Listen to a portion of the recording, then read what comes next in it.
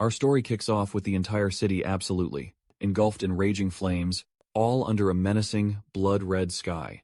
People are desperately sprinting for their lives, and amidst all that chaos, a sinister voice rings out, declaring to everyone that the nightmare era has only just begun. From within the fiery darkness, a massive, winged figure begins to ascend, practically promising even more destruction. It then reveals itself clearly, a terrifying dark angel, a level 4 enemy. Without a moment's hesitation, the creature begins relentlessly spamming energy blasts, wiping out absolutely everything in its path. Watching the devastation from afar, two girls witness the entire disaster unfold. Feeling utterly helpless, the redhead freezes. Realizing it's a monstrous level 4 threat, the kind that could erase an entire country, her blonde friend tries to rally her spirits, declaring she'll fight right alongside her. But the redhead tells her to prioritize evacuating civilians. Out. Even as everything around them crumbles, the red-haired girl bravely decides she'll stall the monster, even if she only manages to buy one tiny minute. Her partner is stressing out, but the redhead promises she'll somehow make it out alive. Just then, an emergency alert blares, summoning every awakened person to the local university.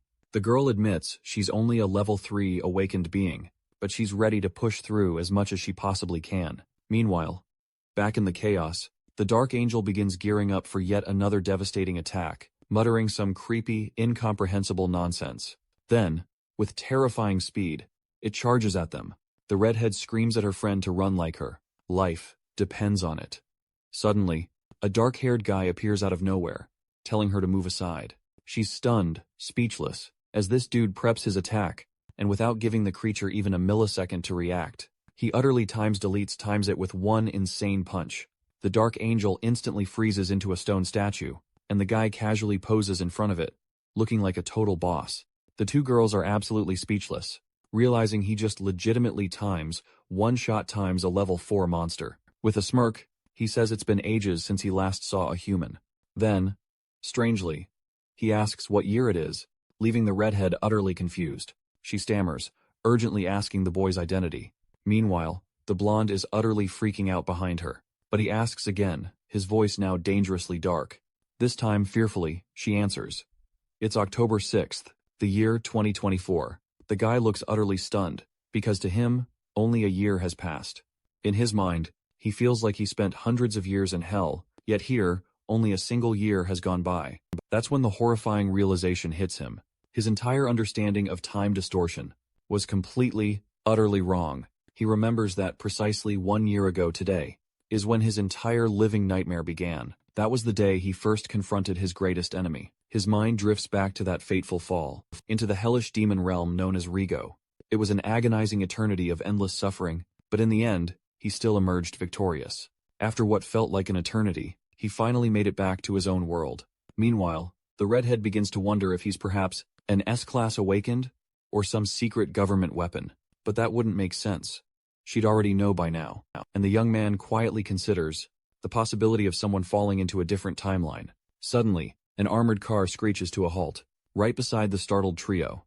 A squad of agents in bulletproof vests leaps out, and more awakened individuals appear on sight. Their leader arrives. Instantly, he orders everyone into combat formation. He strides in, like a seasoned professional who solves problems for a living. He greets the two girls, and the redhead immediately recognizes him.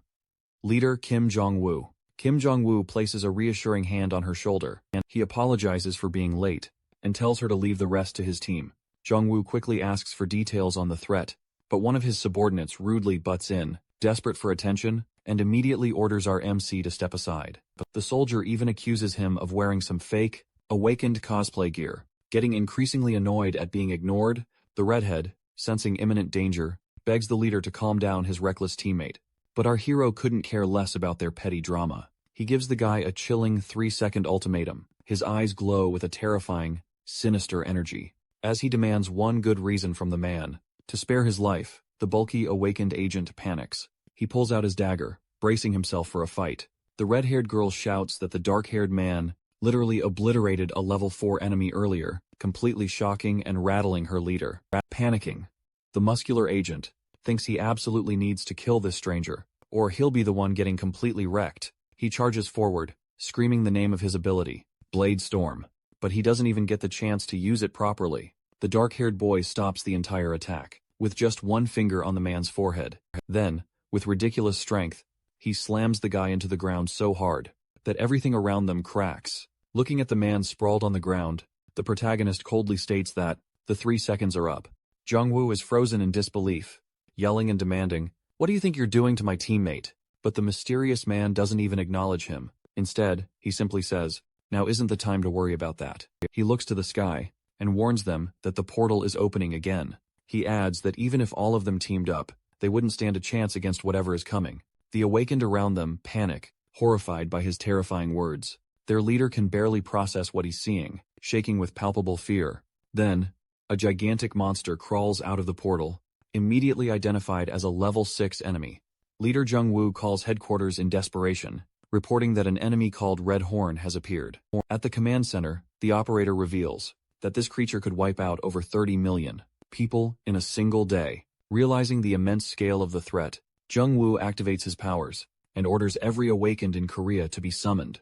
The whole group prepares for battle, knowing they need to buy time, even if it means dying. A man wearing glasses yells at the blonde girl to escape with the redhead, while the awakened squad charges bravely toward the monstrous enemy. Our MC and the blonde girl hold back, watching. She's utterly perplexed. Why the dark-haired boy isn't lifting a finger, so she demands to know why he isn't aiding his own side. He simply glares at her with a chilling smile and retorts, "Why the hell should I even care?" She argues this world belongs to him just as much, and that he clearly possesses ample power to protect it. He merely challenges her to offer him one valid reason why he should even bother, adding, "The weak are always crushed, while the strong survive. That's the ironclad rule the powerful must uphold." He declares, "People must fight for their own lives if they can. Otherwise, they'll simply be obliterated by someone stronger." Which, coincidentally, comes to pass, as the monstrous creature brutally smashes another awakened fighter. Witnessing the horrific scene firsthand absolutely paralyzes the blonde girl with fear. Completely disregarding the ongoing battle, he faces her and coolly inquires about Xian's office location. But the girl simply collapses to her knees. He then scoffs, calling her useless, and pivots to walk away. Serena immediately snaps, labeling him insane. She attempts to pull her friend away from the danger, but the blonde girl adamantly refuses to budge. The determined young woman, Nuri, stands her ground firmly and declares, "This is not how true power conducts itself." She dramatically draws her swords from her personal portals, declaring that those bestowed with power absolutely must act. She bravely charges directly at the monstrous foe, shouting, "The strong have a duty to protect the weak." The boy is genuinely taken aback that she would even attempt to combat the colossal beast, but her valiant attack barely makes a dent. One of her swords is instantly swatted from her grasp. The monster then opens its gargantuan maw, ready to devour her in a single gulp. Nuri slowly closes her eyes, a lone tear escaping as she resigns herself to her fate. Suddenly, a commanding voice orders the monster to lower itself, and a moment later, its enormous head is violently slammed straight into the asphalt. The two awakened fighters stare on, absolutely stunned by the sheer impossibility of what just occurred. Our protagonist is now cradling Nuri gently in his arms, murmuring, "What an interesting girl." His clothes billow out like dark, demonic wings as he holds her, and then states, "I like her."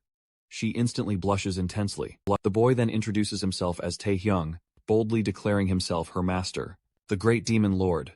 The blonde girl is utterly bewildered by his sudden declaration. She stares at him, pondering if he could actually be a real demon, but her thoughts are shattered as the monster roars, preparing to strike once more. Annoyed, the dark-haired boy dismisses it as an insignificant creature. With a terrifying expression, he declares it doesn't even deserve to speak. In his presence, he throws one precise punch that instantly silences the beast. With unbelievable strength, the sheer force of the blow rattles everything around them. He glares at the monster, complaining that its head is arrogantly higher than his. He forms a sphere of energy above it, and demands why it won't bow before him. The sphere drops, crushing the creature's head into the ground. The awakened around them freeze, completely paralyzed by this insane display of power. Taehyung looks at the defeated monster and states, "Now we're on the same level." He stretches out his hand, extracting a crystal from the corpse. The purple crystal flies toward him, and he snatches it effortlessly. Studying the stone with a faint expression, he comments, "This is all it is?" Shocked, the squad leader wonders if that could be a magical stone. Then, the crystal dissolves into particles of light. The blonde girl watches, still utterly overwhelmed. She stammers, asking if something happened to him. The demon lord turns to her and imperiously orders her to follow him. This leaves the girl totally confused. Awkwardly, she asks what he means, but he retorts he won't repeat himself, making it clear she has no choice but to follow. This terrifies her. Just then, Jungwoo shouts that he won't allow it. He thanks Taehyung for the help, but insists Nuri is one of them, and cannot be taken. With an icy stare, the protagonist simply replies, "I can't even begin to grasp it." Taehyung boldly declares he asked no one for permission, then commands everyone to move aside, unleashing an overwhelming, crushing aura. He forces every awakened individual around him to their knees, writhing in agonizing pain.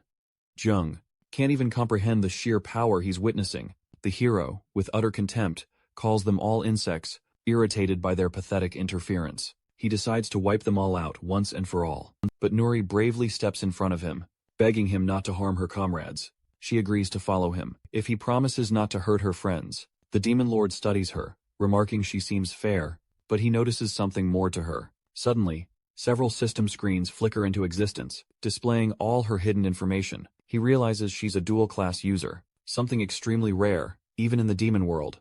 Even though her current stats are low, he believes he can train her well. Declaring that she has been chosen, he extends his hand. After a moment of hesitation, she takes it. The moment he touches her, she screams in pain, but he calmly tells her not to worry. It's just a recording ritual, and it won't harm her. A massive surge of red energy shoots into the sky, creating a huge pillar of blinding light. The remaining awakened watch from afar, staring at the pillar and wondering, what the hell just happened? And with that, the duo vanishes into thin air, and the red-haired girl just kept wondering what had truly happened. A little later, the scene cuts to this purple-haired dude, healing leader Jungwoo's injuries, and patching up all the beaten-up, awakened individuals. Meanwhile, Serena is chatting with the rescue team leader, Sung Ho, who's struggling to process the fact that one awakened guy soloed a bunch of high-level enemies, and even snatched Nuri at the same time. The girl tells him she can barely believe it either, then drops the guy's name, Taehyung. She also mentions he'd been hunting for the Xion's office, which instantly ticks Sung Ho off. Serena asks if they're even planning to chase him, but she quickly warns them it's practically impossible, since no one present could stand a ghost of a chance against a monster of that caliber. Meanwhile, we cut back to Taehyung and Nuri as they walk off together. As they approach a secluded building, he coolly asks if this is the right location, and the nervous blonde girl confirms it silently in her head. She's debating whether she should attempt, warning her team about her current location. She even considers sending her coordinates right then and there, but Taehyung, reading her like an open book, casually states there's no need to warn anyone, completely freaking her out. He explains he already knows exactly what she's thinking, and that her red-haired friend will absolutely send people to find her soon anyway. He adds that even if those people do show up, they'll just get crushed like ants. Then he turns to her and drops a bombshell. She has absolutely no way to escape anymore, because she belongs to him now. Our MC simply orders her to lead the way, and with no real choice, she agrees. With a shaky sigh, she points forward and quietly leads him inside. When they reach a specific door, Taehyung stops, his gaze fixed on a faded photo. He mentally calls out to his grandmother, saying that after hundreds of years, wandering through demonic hells, he has finally made it back. As he looks at the picture longer, he admits to himself that he never forgot her, even after all this time. Then, he announces he's going to find her now. But suddenly, Nuri points at something inside the office. In pure shock, the entire place is utterly trashed. Seeing all the destruction, Taehyung instantly gets blinded by rage and roars, demanding to know who dared to do this. Meanwhile, an armored vehicle speeds relentlessly toward the site. Inside, leader Sung Ho reveals he did some digging on someone named Taehyung. The records confirm the office address and the name match perfectly. It's the same guy then. The red-haired girl casually reveals his full name is Beyonce Taehyung, and she absolutely bursts out laughing. Serena can't hold it in either, straight up cracking up at the sound of his name. It's like a built-in joke. The purple-haired healer then explains that, according to the data, Taehyung is literally just a normal student, not even awakened. Suddenly, Sung Ho remembers a recent fight between the Daega Guild and the Ilsim Guild. Horrified, he realizes the situation is way worse than he thought. The team leader in the car immediately tells everyone to hurry because something seriously bad is about to go down.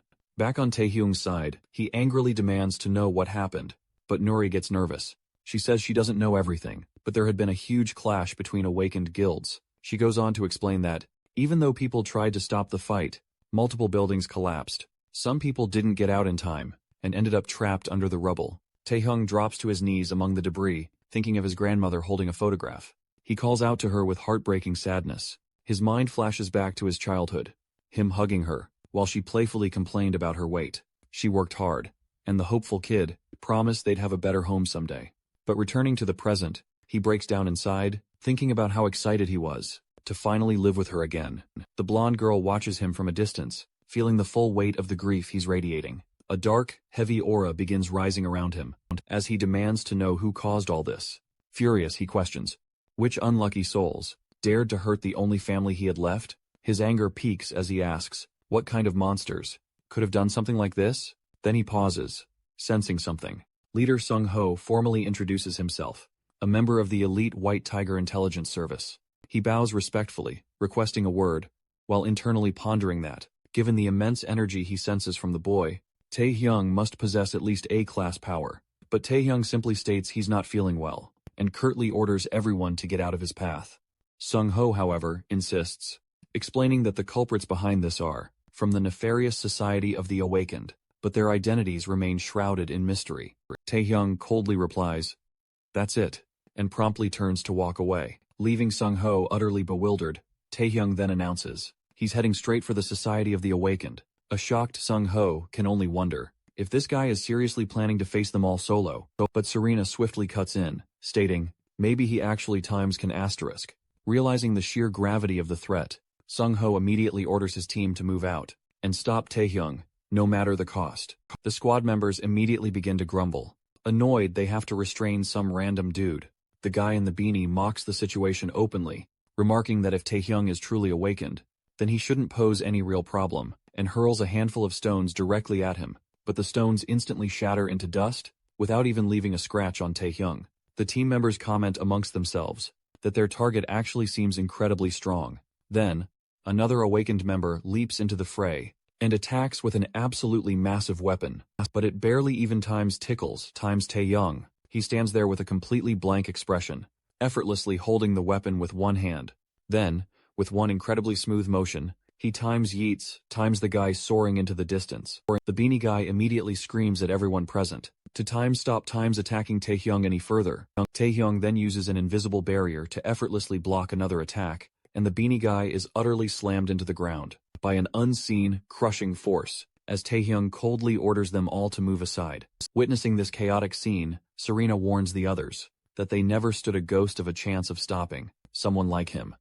With the entire team defeated, she realizes she wasn't exaggerating when she mentioned he could wipe out the entire association with ease. Surrounded by a menacing dark aura, the leader wonders, how could anyone possibly stop a monster like that? Suddenly, a hand snatches Taehyung's cloak, trying to hold him back. It's the blonde girl. She's calling him master, begging him not to go through with his plan.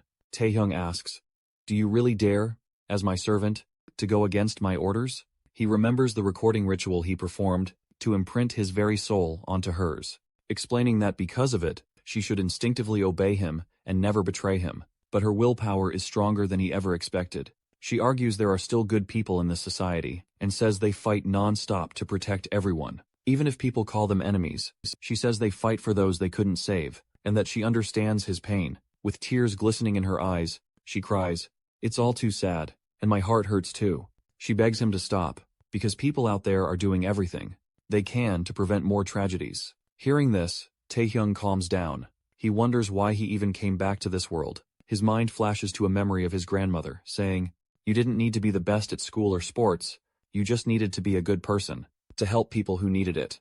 Moved, the demon lord gently pats the blonde girl's head, and thanks her. He keeps patting her, explaining that because of her, he remembered the true reason he returned. He recalls the only reason he endured everything was so he could return and live with his grandmother. Looking at the ruins, he laments that it's too late now, for the person he loved so much. Then he declares he'll protect this world, exactly the way his grandmother taught him. The blonde girl smiles wide, and agrees with everything he said, but he immediately scolds her, reminding her, "You wouldn't even be alive if I hadn't shown mercy." He then turns to the defeated team and says, "I won't go after the society anymore, but only under one condition.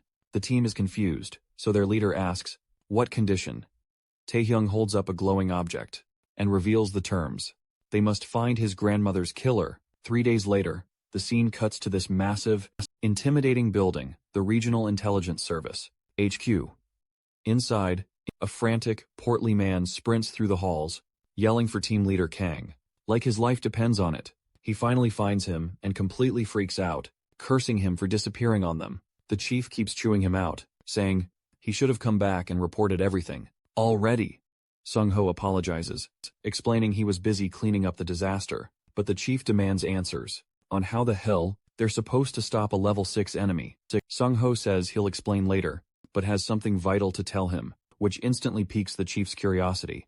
Then he spots Taehyung, and straight up asks if he's awakened. Sung-ho explains, he's a newly awakened they just found at the scene. The chief asks if he isn't registered yet, then orders them to test him, and register him as soon as possible, leaving Sung-ho and Serena sweating bullets. The demon lord overhears everything, and with that smug tone, asks if they seriously want to test times him, asterisk. He cracks a small smile, like he's genuinely entertained.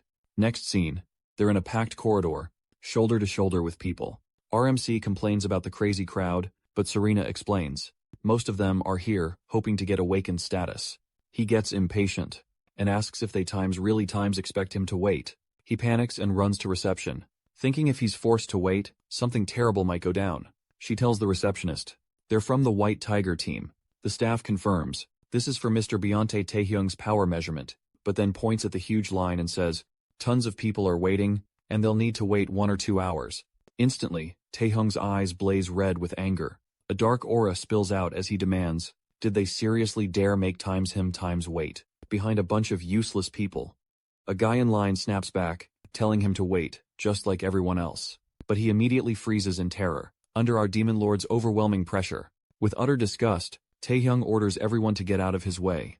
The receptionist turns absolutely pale. Our MC declares measuring these insignificant beings is a total waste of time anyway, while Nuri tries to calm a terrified guy nearby. Taehyung tells them, classify me right now, if you've got the guts. People collapse from his immense pressure, and the chief completely freaks out, complaining they sent him for a test, and times this is happening. He groans that awakened individuals are precious, and they simply can't afford this chaos. The blonde girl, however, just smiles, saying they're actually lucky he didn't go further. She claims her master was being pretty kind, not seriously hurting anyone. The portly chief wonders what kind of monster this guy is, to cause reactions like this. Cut to the testing room. Taehyung confidently walks up to the evaluation sphere. An employee explains that since he's a magic type, he needs to attack the sphere with his strongest ability. Taehyung thinks, asterisk. It's ridiculous to use full power on a dumb asterisk. Magic stone. He decides to use just enough strength and commands, explode, but nothing happens. He's confused why his mana-infused magic isn't working. From the control room, they tell him not to panic and try to relax. That only pisses him off even more. He clenches his fist, absolutely furious. Then, he goes in with pure brute force, punching the sphere with everything he's got, repeating, explode. Suddenly, the sphere detonates in a massive blast of energy. It literally disappears. The operator is shaken, nervously, thanking him and saying they'll move to the next tests, but he cuts her off. He says it's pointless, because none of their pathetic toys can measure his true abilities. Irritated, he demands the results immediately. A little while later, the chief presses the young operator for the results, and she hands him a tablet, its screen displaying Class S. Later, our MC and Nori are relaxing at a cafe. He sips his green tea, only to complain, it's far too bitter. Nori offers him her drink, saying she can just order another. He accepts and takes a sip, and blushes slightly, clearly enjoying the taste. Nori asks him what his magical type is. He replies he might actually be a magical type, confusing her. He explains he's only been using strength, enchantments this entire time, not his true magic. He suddenly recalls a message, warning that his magic is restricted outside the demon realm. Nori is utterly shocked, realizing magic itself is restricted here. She imagines him as a clumsy circus magician, and he immediately scolds her. He can read her thoughts, he realizes. Summoning his castle would simply obliterate the entire building, so that's a definite no-go. Just then, the chief calls his name. Taehyung turns to face him, and his superior nervously announces the final verdict. He's Class S. The first ever in this country. Nori is absolutely stunned. Taehyung tells the chief not to butter him up, and just get to the point. The chief stammers, trying to explain everything, but Tae-young interrupts him again, and outright rejects the offer. Panicking, the chief insists that joining the media could bring him fame and tons of money. Tae-young finds this annoying, stating, money isn't an issue, he can get it any time. They should simply be grateful he's even helping, even a little bit, he adds. He'll only help if they follow all his strict conditions. Seung-ho, sweating profusely, realizes he needs to find a criminal, fast. On the flip side, that very criminal is at home, bragging that no one will ever catch them. A black car drives the MC and Nori to a secure location. Inside, Seung-ho confirms he understands, and won't reveal Tae-young's true ranking. They're setting up a safe location for him, and his servant. Watching the car leave, the chief can only sulk. They can't reveal the country's very first Class S. The red-haired girl explains that possessing a Class S would completely shatter the global power balance. The superior sighs, believing if people knew about him, they'd feel much safer. The scene then jumps straight to our MC and his servant, as they pull up to this insanely lavish mansion. They stroll through a sprawling garden, pass a massive pool, and head toward the colossal house. The blonde girl is absolutely stunned by the sheer scale of everything, but the demon lord just shrugs it off.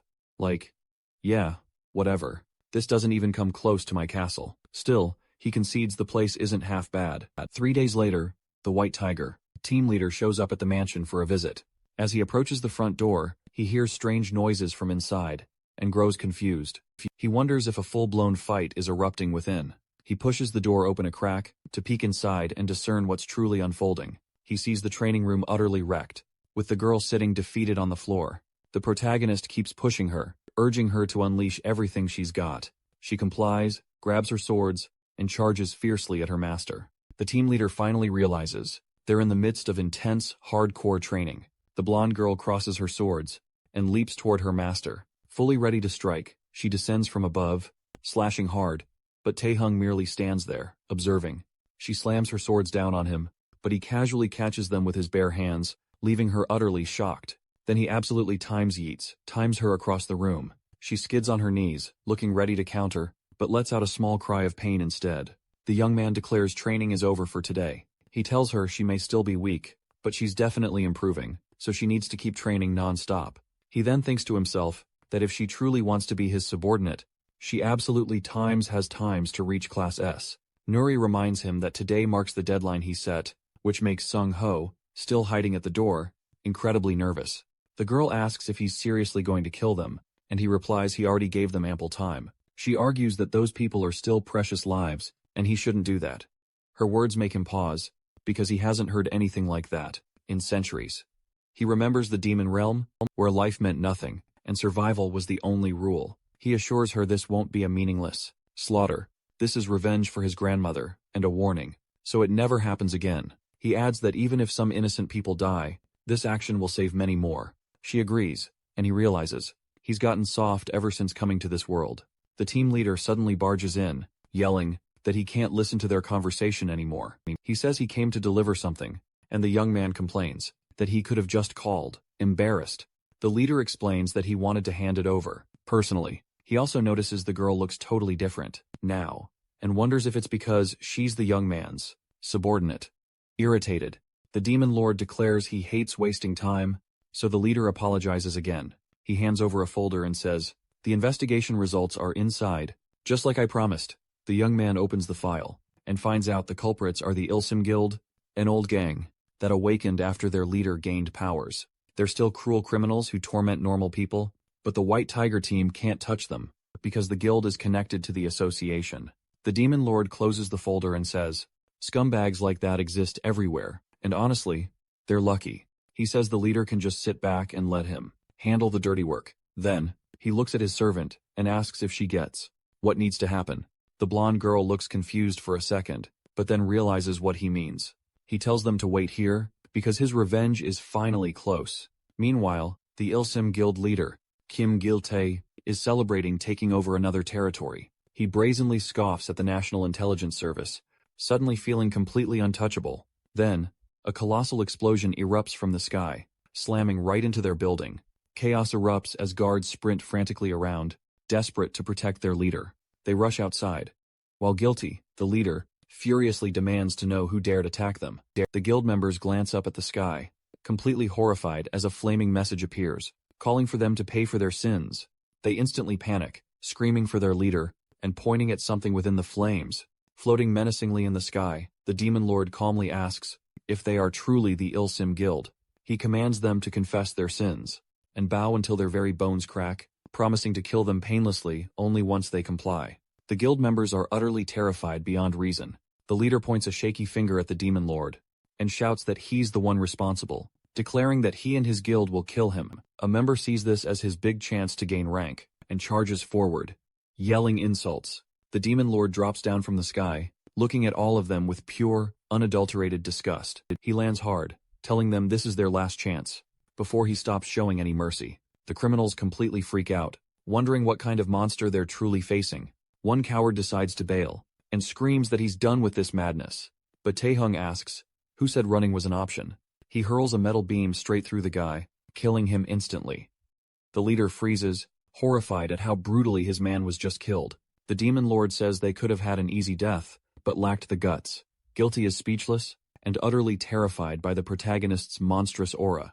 He immediately ditches his guild, and tells them to fight instead. The boy laughs at how pathetic the leader is, for abandoning his own people. He thinks, this world isn't any better than the demonic one, and unleashes a huge blast that shakes everything. The area is shown utterly wrecked, ground, cracked, walls destroyed elsewhere. Meanwhile, the safe room activates. Windows seal, doors lock, and the henchman explains. This room, built with magical gems, is impenetrable. So, ordinary attacks simply won't work here. Enraged, the leader lashes out. He's convinced this is punishment for their botched mission. His henchman, shaking, whispers, how many men do we have left? He then admits he's already sent everyone else away. Suddenly, a group of guild members gathers outside. They're hyping themselves up, ready for battle, confidently boasting they can take down an A-class. But when they spot the intruder, one immediately panics. He screams that the guy is simply way too strong. They quickly realize he's a high-level awakened. They charge him together, but the demon lord just grins. He's absolutely loving the challenge. He taunts them to come at him all at once. He surges into them, wiping them out effortlessly, all while they scream in utter panic for help. Inside the supposedly safe room, the leader and his henchmen listen, gripped by absolute fear. The leader falls silent. He's deeply contemplating something from outside. The boy unleashes a massive explosion, then casually asks if that times helped at all. He strides through the devastation, heading straight for their hiding spot, a cold expression on his face. He sneers. Rats always end up in the walls. The henchman is utterly stunned. He can't believe one person defeated so many. Awakened, all by himself, he crawls to the glass window, banging on it frantically, desperately screaming, I don't want to die. But the impenetrable barrier doesn't budge. The demon lord seizes him by the neck. He asks why he's so afraid of dying, when he happily slaughtered innocent people. Then, with a crushing grip, he ends the man instantly. The guild leader trembles uncontrollably. He cries out, calling the boy a monster. The demon lord replies coldly. He states he only came for the guild's total extermination. He challenges the leader for one good reason, not to kill him right here, right now. The man desperately lies, claiming everything was self-defense. But Taehyung, of course, knows the truth. He directly calls out the lie, saying, you were the ones who attacked, without giving them any chance. The leader is utterly dumbfounded.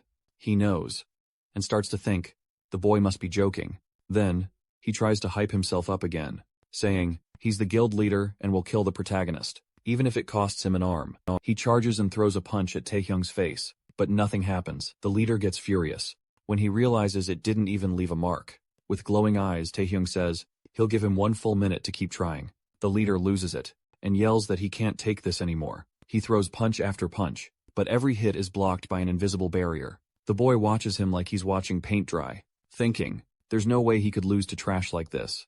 Then he remembers his grandma, his whole reason for coming back here. The leader screams that this next punch will hurt, but before he can even land it, his arm is suddenly cut clean off. The demon lord stands still, while the man howls in agony, yelling that the minute isn't over yet. Taehyung looks down at him and says he changed his mind. He tells the man he'll finish him now, and he'll make sure he feels every kind of pain possible. The leader begs for help, asking why the protagonist even cares about their deaths. He promises anything desperate to survive, but everyone he could turn to is already dead. At the boy's hands with pure horror in his eyes, He realizes there's literally no one left to save him. He keeps begging for help until the moment he dies. Sometime later, the whole guild building got wrapped in police tape. The chief looked around the mess and basically said, the boy really didn't hold back at all. He sounded stressed, saying that even though this situation was already bad, there was another problem coming. He explained that the Awakened Association wasn't just gonna chill and ignore this. One of the members pointed out that this wasn't just a murder, this was straight up a massacre, and he questioned how they could pretend this level of violence didn't matter inside a meeting room. People were already arguing about how to punish an S-class Awakened. Someone argued they couldn't allow vigilante justice to start trending across the country, but the meeting leader completely ignored all that and switched topics, declaring there was a bigger issue: the sudden spike in portals. He revealed there'd been a huge increase lately, with 12 portals appearing just this week, and strong monsters kept popping out, and the worst part was that no hunter had taken them down yet. Luckily, they had an S-class on their side, and he trusted the boy to handle it. But he also added, the kid couldn't just do whatever he wanted. Right at that moment, the chief panicked. When the leader demanded the boy apologize for what happened, the guy with glasses immediately realized the leader was deadly serious, and apologized. The leader calmed down a bit, and said he understood everyone's frustration with this whole unprecedented situation. He explained that they were dealing with an uncontrollable force, and now, the fate of the entire country was basically in their hands. Meanwhile, the protagonist was just taking a shower. Through the mirror, he saw his servant finishing her chores. The blonde decided she needed to wash her master's clothes next. But when she opened his wardrobe, she was instantly stunned. Everything inside was the exact same outfit. She complained that the agency clearly had zero common sense. Grabbing a change of clothes, she went to her master, but then screamed in shock. Taehyung was drying his hair with a towel, and he asked why she was yelling. Completely red, she demanded to know why. He walked out of the bathroom like that. Stammering, she handed him the clothes, and begged for permission to leave quickly. She ran out, and he just thought about how reckless his subordinate was. Later, the two sat together in the garden, enjoying the day. Nori watched him quietly, thinking he'd been silent for days, feeling hollow after finally getting his revenge. She wondered what she could possibly do to lift his spirits. Then, a brilliant idea suddenly sparked. She spun to face him, a huge grin spreading across her face. She smiled, leaned in, and excitedly suggested they go shopping. He looked genuinely surprised, repeating her suggestion in disbelief. She reasoned they both needed some new clothes anyway. And surprisingly, he actually seemed keen on it. Nori practically glowed with happiness at his positive response. She declared she'd get ready immediately, but then he revealed there was a slight snag. Worried, she instantly panicked, fearing the worst, but he simply stated he was completely broke. Nori quickly offered to lend him her own money, but he politely declined right away. He then summoned a striking purple crystal, declaring that Allahor doesn't stoop to borrowing. Holding the impressive gem, he explained that selling it would fetch them more than enough cash. A short while later, they arrived at a towering skyscraper in the city center. The girl explained it was the National Intelligence Services trading market, a place where not only agents, but even awakened individuals conducted their business. As they stepped inside, a cheerful attendant warmly greeted them. She asked what item they wished to sell. She needed to see the item first, to properly assess its value, but when she finally laid eyes on the purple crystal, she froze solid in utter shock. Nervously, she asked them to wait, while she made a crucial call. She called Mr. Park, breathlessly informing him someone wanted to sell a truly rare gem. She excitedly emphasized that its size was absolutely abnormal. Minutes later, the man sat with them in his private office. He introduced himself as Park Sun-ho, from the sales division, and welcomed them both. He silently pondered why an intelligence service agent was here, accompanied by this random individual. Then, the protagonist casually plonked the massive crystal right onto the table. Park Sun-ho was utterly stunned, unable to comprehend its sheer size. He stammered, asking about its level. The protagonist coolly asked for their offer, while the man simply continued to gape. Sun-ho finally snapped out of it, apologizing and stating that buying something so enormous would require a national-level budget approval. Annoyed, the young man snatched the crystal back, with a look of utter disgust. He then used his power to shatter the massive gem into smaller pieces, completely shocking the sales guy. Meanwhile, the boy casually asked if that was enough. Park gasped, wondering how anyone could possibly break magical stones. He exclaimed that even a small piece like this was worth billions. He stated he could certainly buy it, but he'd need some time to gather all the money. The hero looked utterly disappointed, and declared, "The biggest trading market in the entire country doesn't even have enough cash on hand?" Nuri quickly stepped in and asked if they could at least pay some portion of it up front. The man stammered that this was an unprecedented situation, but the girl quickly reminded him they'd still profit massively from the stones anyway. Then, she made an irresistible offer. If he paid 1 billion right now, they'd accept. The protagonist stared at her, thinking, asterisk, how dare she negotiate like that? Asterisk. Under immense pressure, Park finally accepted, thinking the boy in front of him was nothing short of a wild beast. Shortly after, the 1 billion transfer went through, instantly landing in Taehyung's account. With the payment officially confirmed, Nori beamed and declared, "Now we can finally go shopping." Walking down the bustling street, she excitedly suggested checking out the master's clothes first. She was thrilled about the amazing deal she'd just secured. Meanwhile, back at his lavish office, Mr. Park was absolutely seething with fury. He ranted about how those worms dared to pull such a stunt on him. He couldn't believe they'd taken advantage of someone who considered himself to be an elite. Fuming, he snatched up his phone and swore he'd show them the times, true times, power of money. He called someone, barking, "I have some scoundrels I want taken care of." Far away, the protagonist and his subordinate happily continued their shopping trip, when suddenly, the sky above them turned a sinister purple. Lightning flashed ominously everywhere. A malevolent purple aura surged across the city sky, instantly grabbing everyone's attention. Despite this, the girl remained completely unfazed and excited, still admiring the fancy clothing stores. She pointed at one, begging her master to go in with her, but he simply told her to pick something first, because he didn't need anything. She immediately shot down the idea, declaring today was dedicated to a complete wardrobe overhaul. She seized his arm and practically pulled him inside, insisting he'd look his best no matter what. He simply observed her in silence, slightly taken aback by her sheer audacity. He mused that the more he watched her, the more truly remarkable she appeared. He glanced at her hand, still clutching his fingers, and continued, thinking the more closely he paid attention, the more delightfully peculiar she became. They soon arrived at a high-end clothing store named Mori. At the entrance, a sharply dressed employee bowed respectfully and inquired if they were searching for anything specific. Nuri eagerly gestured towards the racks of clothes, then instructed him to completely outfit her boss, from head to toe in their absolute finest. The protagonist, meanwhile, groaned about the sheer boredom of it all. Meanwhile, that sinister portal continued its ominous expansion, pulsing eerie purple energy across the entire city. Soon, the store employees returned, announcing they were finished. The girl was utterly struck, speechless, completely blown away by her master's stunning new appearance. Donning his new outfit, the protagonist admitted he wasn't accustomed to such formal attire. Feeling somewhat awkward, he nervously asked for her opinion. Flushed and stuttering, she stammered that he looked unbelievably, absolutely handsome, swearing she meant it, and that he looked utterly amazing. She exclaimed she couldn't wait to tell everyone that he was her master. He adjusted his collar, still feeling a bit uncomfortable, and suggested they leave. She asked if he didn't want to check himself in the mirror, but he replied there was no need. Her opinion, he said, was all that mattered. Then he announced it was time to get her some new things. Blushing furiously, she thought he must really like the outfit, and that she had gotten exactly what she wished for. He urged her to hurry, and she excitedly agreed. After a lengthy shopping spree, the two stopped at a cafe to rest and grab some drinks. Clutching all the shopping bags, a wide smile plastered across her face, the girl looked completely satisfied with how everything had turned out.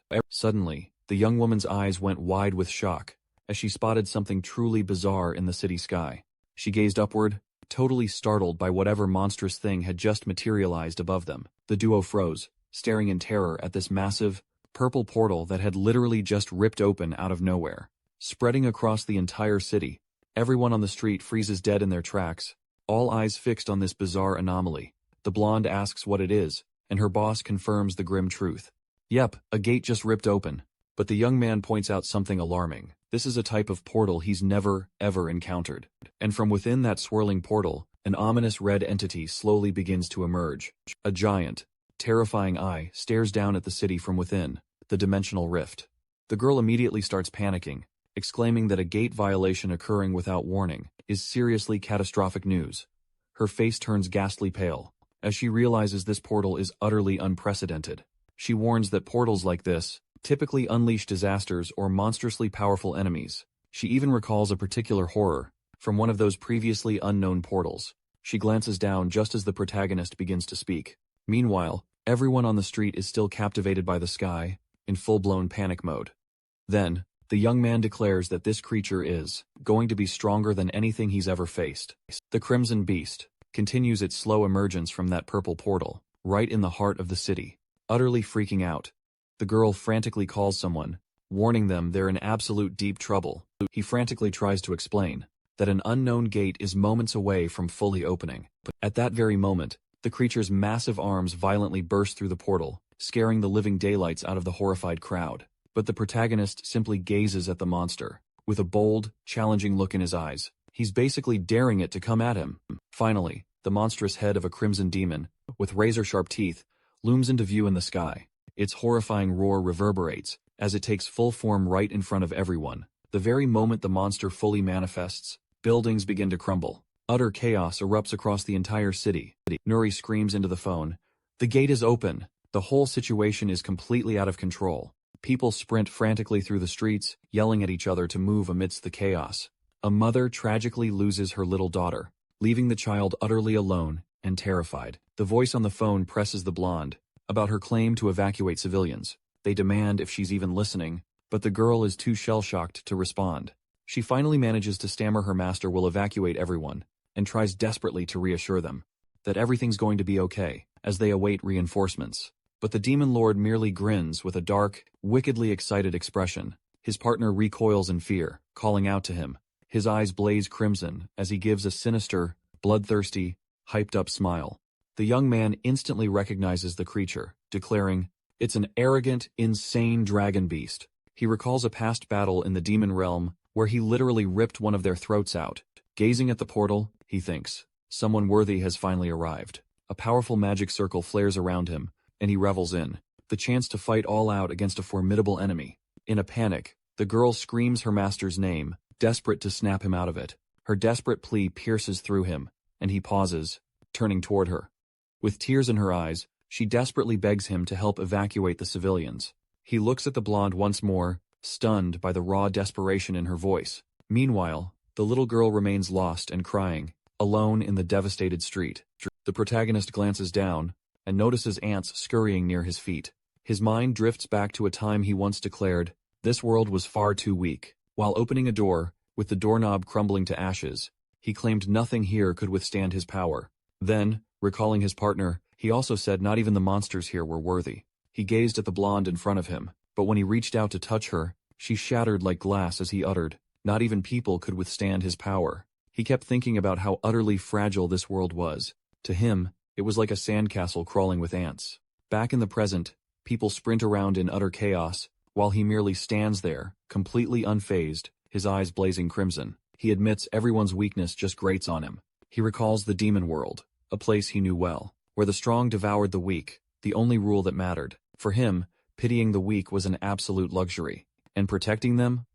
Utterly foolish. But this tiny world completely defied that natural law, and it irritated him to his very core. He's growing tired of holding himself back, and decides he's done living uncomfortably like this.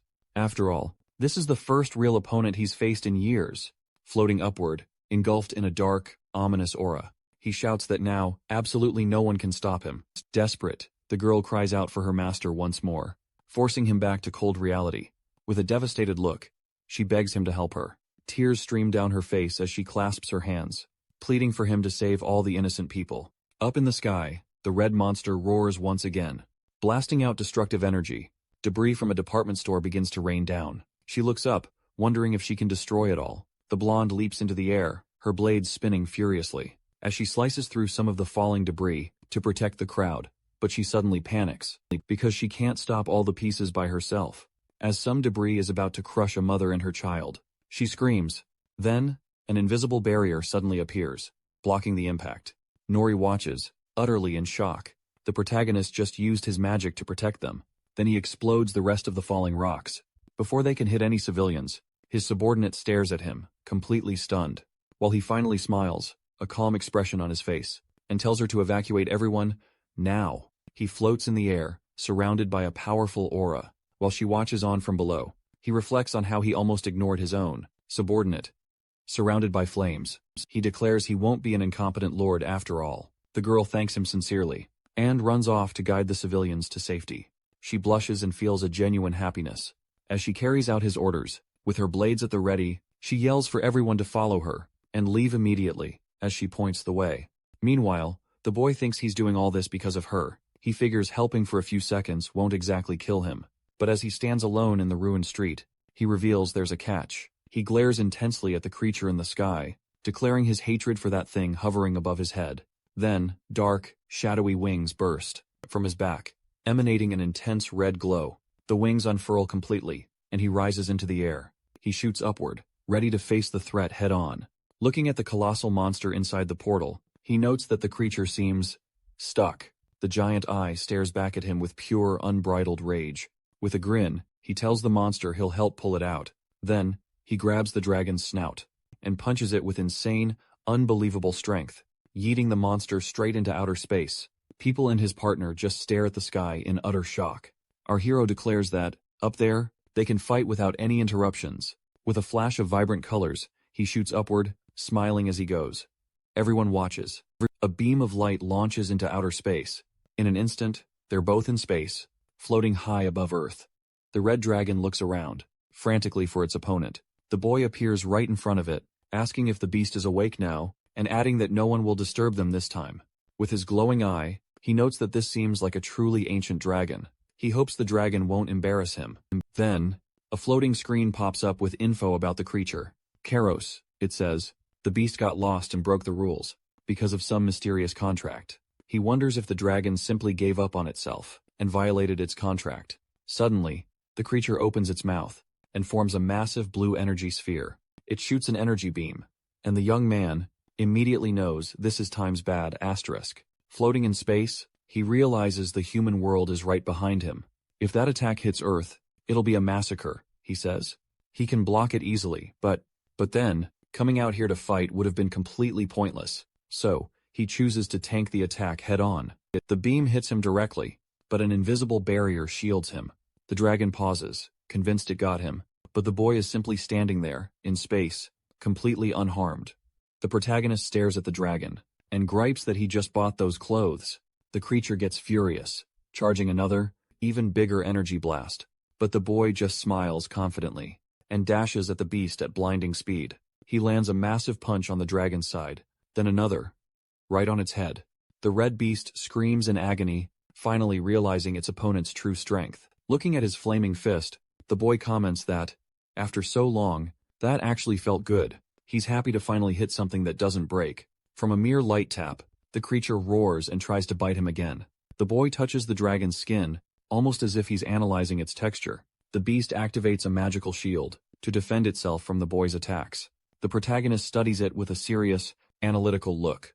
The monster roars again, showing its sharp fangs. The demon lord kicks the barrier with full force, but nothing happens. He realizes this dragon can wield magic. The creature made a barrier that won't fully block attacks, but is enough to drag the fight out. He admits he still hasn't mastered this world's magic, enough to break it normally. With a grin, he says there's nothing brute strength can't solve. He finds long fights boring, so he decides to use a special item. He opens a purple portal and pulls something out. His eyes shine as he reveals his weapon, the dragon blade, Ascalon. Holding the legendary sword, he asks if the monster recognizes it. He explains that the blade was forged from the spine of the demon, Dragon Sigma. The monster snorts at the mention of the sword's origin. The boy says, this weapon is the worst thing the dragon could face. The creature breathes blue fire toward him and asks if it wants to test the blade. With a single slash, he cuts the beam clean in half. Holding the sword, he smiles, declaring its power absolutely insane. The creature charges again, trying to devour him, but the boy is faster, easily dodging its attack. He points the blade directly at the dragon's chest and pierces it with a precise, deadly strike, sending the monstrous beast flying back. Smiling, he warns the dragon that now, it won't be able to use any more magic tricks. Staying in his fierce attack stance, he watches the sword embedded deep in the beast's chest. He declares, "It's my turn now," and throws a powerful right hook. That blasts the dragon clear across the area. Meanwhile, in a nearby space station, two terrified workers watch, as the dragon suddenly flies right past their window, leaving them absolutely horrified. The creature grabs onto the station's structure with all its strength. Smiling, Taehyung admits, the dragon is pretty skilled, He asks, "What trick will the beast try next?" While vibrant purple flames swirl around him, the boy recognizes. Level 6. Explosion. Magic flare. He asks, "Do you really think you can hit me with that?" With that, the dragon unleashes its attack. But he declares, "You're totally wrong, beast." He reveals that the monster can't even hurt him, because his magic resistance is completely maxed out. The creature is absolutely shocked, and the boy asks, "Is that all you've got?" "If so," he says, "it's time for a full-on, brute force fight. No more tricks." With a wicked smile, he prepares for the final, decisive blow. Then, both of them launch their devastating final attacks. On Earth, chaos still hung heavy in the air, as a red-haired girl and her partner worked frantically to pull civilians out from piles of collapsed rubble. Not far from them, the tiny blonde girl held up an entire slab of concrete, almost her whole body shaking violently under its weight, but she still managed to shield a cluster of terrified people hiding beneath it. A young man wearing a vest knelt nearby, his glowing hands pressed against an injured civilian as he used his powers to heal them. Meanwhile, a man in glasses stood at ground zero, scanning the widespread destruction with a sharp, commanding expression. Suddenly, a system alert flashed. The portal's activity was shrinking, meaning the gate would close very soon. Just moments later, another confirmation appeared. The gate situation had been resolved. With a heavy exhale of relief, the spectacled squad leader turned to his team, demanding to know what exactly happened inside. He specifically asked the little blonde girl, "Where did your master and the enemy go?" She simply pointed toward the sky. The leader blinked, bewildered, completely unable to process her answer. He even raised a hand to his forehead, staring upward, as if expecting the answer to fall from the clouds. Then another hunter, Chun Wooman, a B-class hunter clearly full of himself, stepped up, scoffing loudly. He mocked the blonde girl, asking if she expected them to believe that the enemy just vanished times into the sky. She insisted she was telling the truth, but Wooman kept snickering like he was making it all up. The bespectacled leader tried to calm him, reminding everyone they were all still in shock. But Chun Wooman wasn't having it. He snapped that he wasn't here to clean up their mess. Right then, a deep, authoritative voice cut through the argument. The White Tiger leader appeared, his presence instantly crushing the mood. He scolded Chun Wooman sharply, warning he would file an official complaint. If Wooman opened his mouth again, Wooman glared back with bitter resentment, mumbling something about whether the White Tiger thought all awakened people had the same kind of power. Before anyone could say another word, Nori suddenly looked up again. Her eyes widened, and then everyone else looked up too. Fear spread instantly. Meteors were falling. Fiery orbs came streaking down toward the city, and people started screaming. A frantic cry echoed, urging everyone to run and take cover. But just before the meteors struck, one of them suddenly sprouted wings. It paused, suspended midair, and then crashed into the ground with explosive force. The ensuing blast sent shockwaves ripping across the area, tossing agents and civilians alike like rag dolls. Dust and flame engulfed the street. The blonde girl shielded her face for a second. She was utterly shocked, but then her expression softened into pure relief, and a small smile spread across her lips, because right in the middle of the raging flames, completely unharmed, our hero walked out. It was like he'd just made the most casual landing of his life. The blonde immediately screamed his name. Beaming with joy, Suho simply dusted off his clothes, and joked that maybe next time, he should descend a little more slowly. After all, her shouting had practically given him a headache. Meanwhile, the association hunter stood frozen, staring intently at Suho, as if he'd just witnessed a creature from another dimension. He demanded to know what that thing was supposed to be. The blonde girl sprinted toward her master, while another man anxiously asked where the enemy had gone. He, too, was staring at Suho, unsure whether to fear him or worship him. The squad leader quickly stepped forward, officially praising Suho's performance, and saying he'd done a good job. But they needed to talk. He then summoned one of his summons, a magical being named Uriel, and ordered it not to allow a single sound to escape the area. A shimmering, blue energy barrier instantly formed around them, isolating the space like a sealed dome. Suho immediately noticed the creature wasn't human. It was something straight out of a fantasy realm. The leader then explained that things had gotten complicated because everyone now knew about Suho. Thanks to the fight, the world was about to learn that a Korean awakened had defeated a level 7 enemy, a monster classification that practically no one ever survived. He kept talking about political pressure and consequences, but Suho cut him off. Annoyed, he told the man flatly to stop wasting time and just get to the point. So the leader finally admitted it.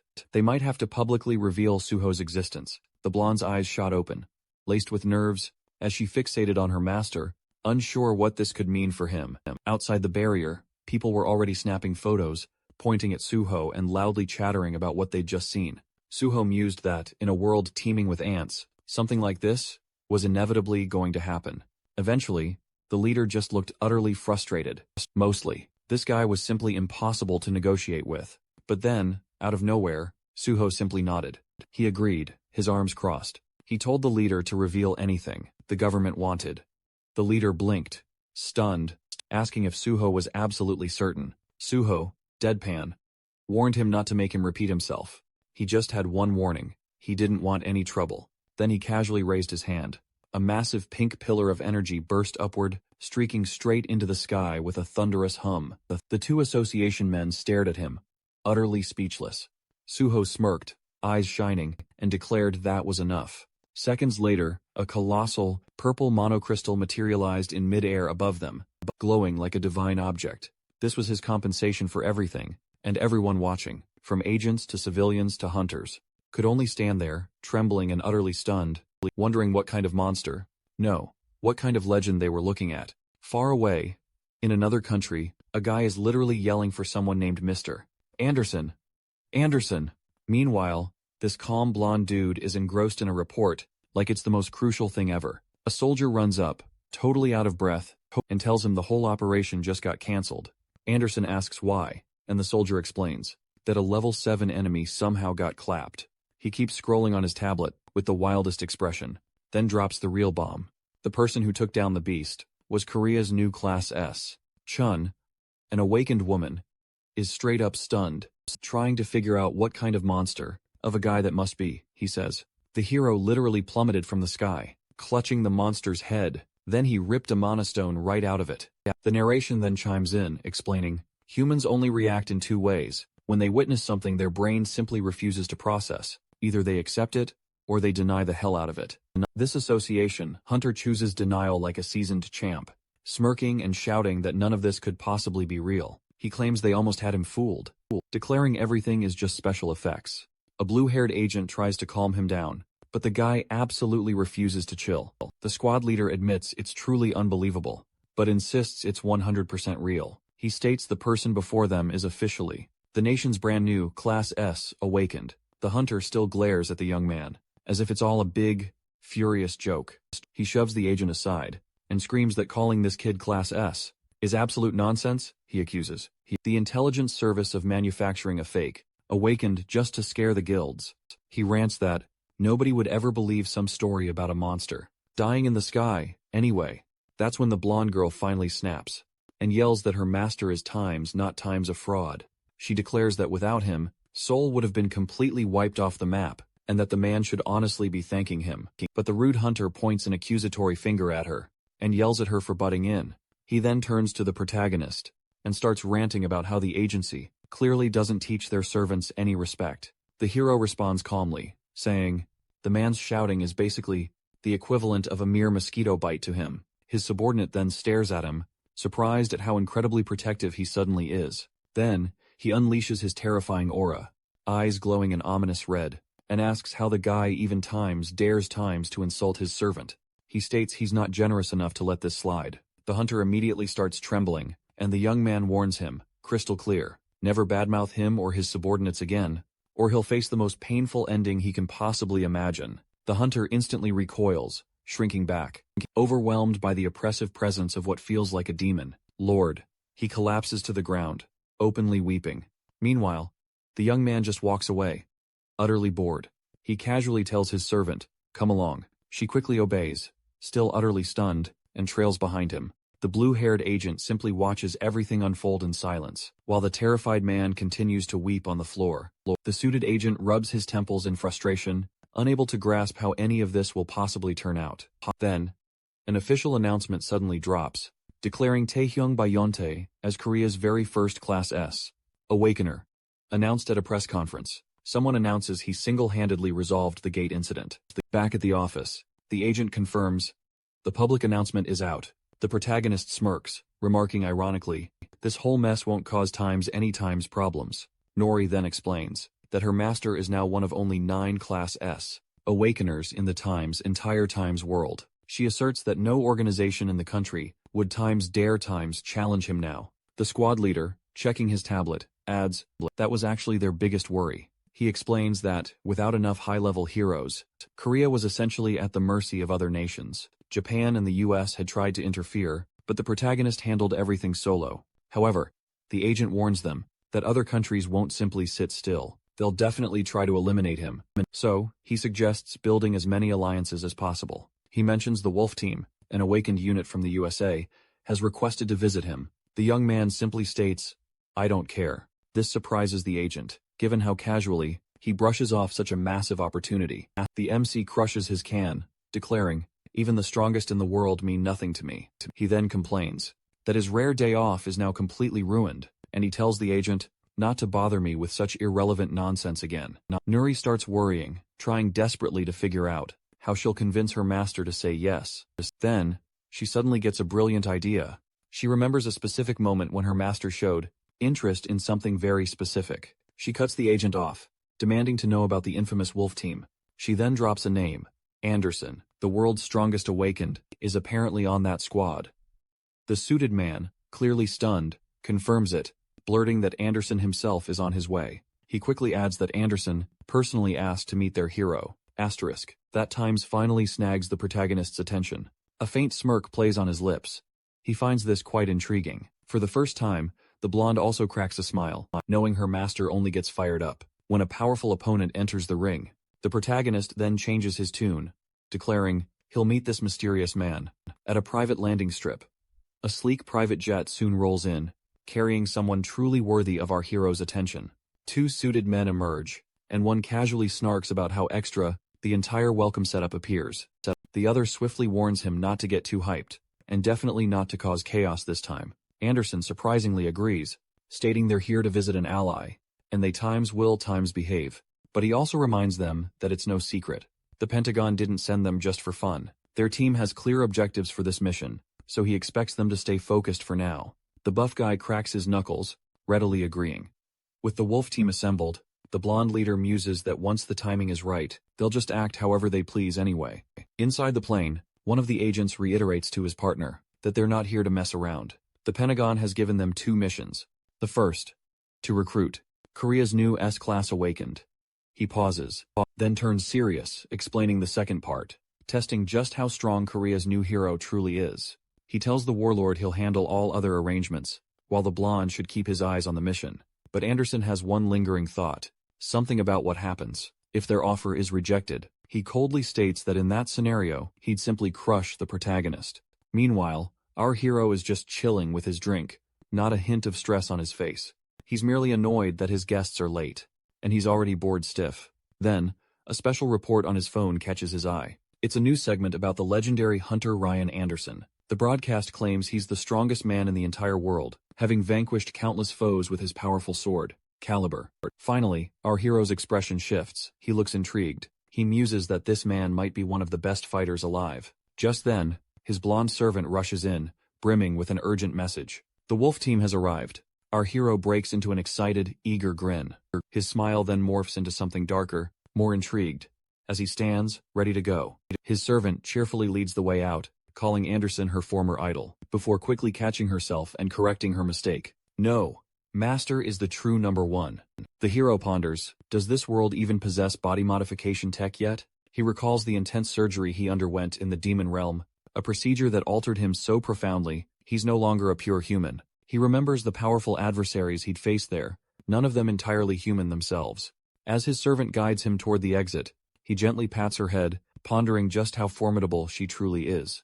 On the other side, the Wolf Team waits, Anderson's gaze fixed on our approaching hero. The protagonist strides confidently toward the two men, near a massive window, calm and utterly collected. Their eyes lock, both sets glowing with intense interest. And our hero wonders, just how strong can a pure human truly be? A suited agent steps forward and offers a greeting, introducing himself as John Holman, Director of the National Intelligence Service. The hero remains unmoving, utterly unresponsive. He simply stares at the outstretched hand, completely ignoring the offered handshake. This leaves the director awkwardly suspended mid-gesture. The American team observes this display, with a potent mix of disgust and raw curiosity. Nuri quickly attempts to apologize for her master's behavior, but the director asserts that he understands completely. The hero clearly has his sights set on someone else. He then proceeds to introduce the formidable Wolf team, and one member steps forward, identifying himself as Jensen, a formidable Class A awakened. Nuri is visibly taken aback to hear him speak perfect Korean, but she still worries about how her master might respond. The hero silently studies Jensen, and the American assumes the kid's disrespecting them. He comments on the hero, saying he must have been pretty strong to take down that dragon earlier. Another American agent gets irritated by the hero's icy attitude and calls him a stuck-up brat. He shoves Jensen aside, grabs the hero's hand, forcing a handshake. Mocking Korea's manners, he squeezes hard and asks if basic courtesy doesn't exist here. Nuri instantly panics, seeing exactly where this is heading. Brad, the arrogant agent, thinks he'll crush this fake Class S himself, but his smug smile vanishes in mere seconds. Confusion hits him hard. Nuri lowers her head, already bracing herself for impact. During the handshake, the hero casually starts crushing Brad's hand. Brad panics as the agonizing pain kicks in. To break free, he activates his explosion ability. The blonde servant yells for the director as things escalate, and Jensen screams at Brad, calling him an idiot for starting a fight. The hero stays icy calm and tells Brad to disappear. Instantly, Brad's fireball ability dissolves into nothing. Shocked, he has no idea what just happened. The hero pulls back, ready to deliver a clean, devastating punch. But it lands on empty air. Brad gets teleported away through a blue portal. Just as someone declares, "Things stop here," Anderson steps forward, his glowing sword drawn, protecting his teammate. He apologizes for Brad, but also points out the hero's reaction wasn't exactly peaceful either. The blonde leader suggests they leave it at that, and the hero agrees. Brad collapses to the ground, clutching his mangled hand. The protagonist and Anderson stare each other down, tension thick enough to cut. Jensen drags Brad away as ordered. The director quietly panics, already imagining the international disaster this will cause, while Nuri, conversely, gets hyped, loving the pure adrenaline of the clash. She offers to take the agents to a healer, and they thank her as she leads them out. Now, it's just the hero and Anderson. Anderson apologizes yet again, claiming his teammate is stubborn, but that he probably learned his lesson today. The hero casually replies that he doesn't waste time on weaklings like that and tells Anderson to just get to the point. Anderson finds it amusing how easily the hero can call a Class A awakened weak, but then admits the kid is right, that even a single blocked punch already did massive damage. Anderson then realizes that if they ever became enemies, this hero would be a total nightmare to face. Finally, Anderson makes his offer. He asks if the hero wants to join their ranks in the United States. The hero instantly refuses. The director completely freaks out, since the US is practically trying to steal Korea's own Class S. Anderson is utterly surprised, but the hero firmly states his answer won't change. The hero then deliberately provokes him, declaring that deep down, they both know what Anderson truly desires. He releases his powerful aura, saying they're both curious, and suggests they settle it with a fight right here. With a confident, challenging smile, the warlord accepts the hero's brazen challenge. Meanwhile, in a separate room, a healer was patching up Brad's severely busted hand, while the American agent remained absolutely furious, blaming Jensen for putting him through this utter humiliation. Jensen didn't bother entertaining Brad's tantrum, and calmly reminded him that everything happened because of his own arrogant attitude. Brad furiously fired back, yelling that the Korean hero had completely disrespected the strongest team in the entire world. Nori watched the fiery argument unfold, confused about how Jensen remained so incredibly calm. Jensen merely shrugged it off, asserting there was no problem here whatsoever, because their opponent was none other than a Class S, one of the most powerful beings to ever exist, and someone like that absolutely earned the right to be arrogant. He told Brad in no uncertain terms that their team's strength came solely from Anderson, not from him, and that Brad was only around because of his one unique specialty skill. Brad clenched his teeth, begrudgingly admitting he knew that, but he flat out refused to accept it. He jumped up, shouting fiercely that he'd never see that Korean hunter as his equal, insisting it made no sense for a Class S hunter to appear in such a small country. When Jensen asked him to stop, Brad yelled that if their team had another Class S, he wouldn't be suffering this humiliation. At that point, Nori finally cut in, telling him he was lucky things ended the way they did. Both agents stared at her, utterly confused, until she calmly dropped a bombshell. If her master truly wanted to, he would have already handled both of them himself. They were stunned by her unwavering confidence, but Brad burst into loud, mocking laughter, stepping menacingly toward her, and asking what a mere kid like her could possibly know. She completely ignored him and said she knew one thing: exactly how strong her master really was. She declared with absolute certainty that the Korean hero was the strongest human alive. Brad only laughed even harder, amused that she even called him master, and grinned menacingly, as he claimed her little fantasy was about to break. He said that, right at this very moment, Anderson was crushing her master's pride, and would destroy the Class S hunter once and for all. Back in the thick of the fight, Anderson prepared to strike with his legendary Excalibur, pointing the gleaming blade at his opponent. The director, watching everything from a control room, filled with countless monitors, tried to understand how they'd ended up here. He wondered if this duel had been intentionally staged, to test American firepower, and he grimly reminded himself that this was still a fight between two Class S hunters. All he could do was hope the building held together. By the time this epic battle ended, Anderson paused for a moment, a confused look on his face, asking the hero if he didn't need a weapon. The protagonist calmly replied that fighting barehanded against someone like him would be utterly foolish. His system then analyzed Anderson's abilities, showing level 3 celestial swordsmanship, and he suggested they should both use swords. Thinking about his own formidable level 8 swordsmanship, he pondered which blade to wield. Suddenly, a dazzling arsenal of magical swords appeared. Behind him, he recalled a very special blade the Demon King had bestowed upon him as a symbol of loyalty, and crackling purple energy swirled around him as he made his decisive choice. Anderson gawked, utterly stunned to see him rip open a portal using a magic system. The hero then chose an imposing blade, none other than the Blade of Thunder. He declared it worthy of his formidable opponent. Anderson smirked, thanking him for the high praise directed at Excalibur, and admitted he'd just assumed the hero was merely a brawler, not someone possessing true sword talent. The protagonist nonchalantly revealed he was actually a mage, but would rely solely on swordsmanship for this battle. Anderson bristled, interpreting that as pure arrogance, and charged in, roaring that the hero would regret everything. Excalibur unleashed a devastating, massive wave of energy, ripping apart everything directly in its path. But the hero effortlessly dodged the onslaught. In the control room, the director utterly panicked at the sheer destruction. From a single swing, he thought, this kind of raw power could instantly obliterate a level 7 enemy. Yet the hero floated calmly above the chaos, completely unharmed, even casually complimenting Anderson's attack. Anderson froze, aghast in disbelief, realizing the young man had skillfully avoided everything, so effortlessly that not even a single piece of debris grazed him. Furious, he charged again, launching a flurry of rapid attacks, but the hero seemed to revel in the pressure, even praising his determination. Then, he finally prepared his own blade, deciding it was time to truly raise the stakes. Anderson suddenly felt a chilling, deadly energy surging toward him. Just before the protagonist explosively lunged forward, leaving a searing red streak in his wake, and brutally slammed him hard into the ground. The devastating impact left Anderson severely injured, the situation looking incredibly grim.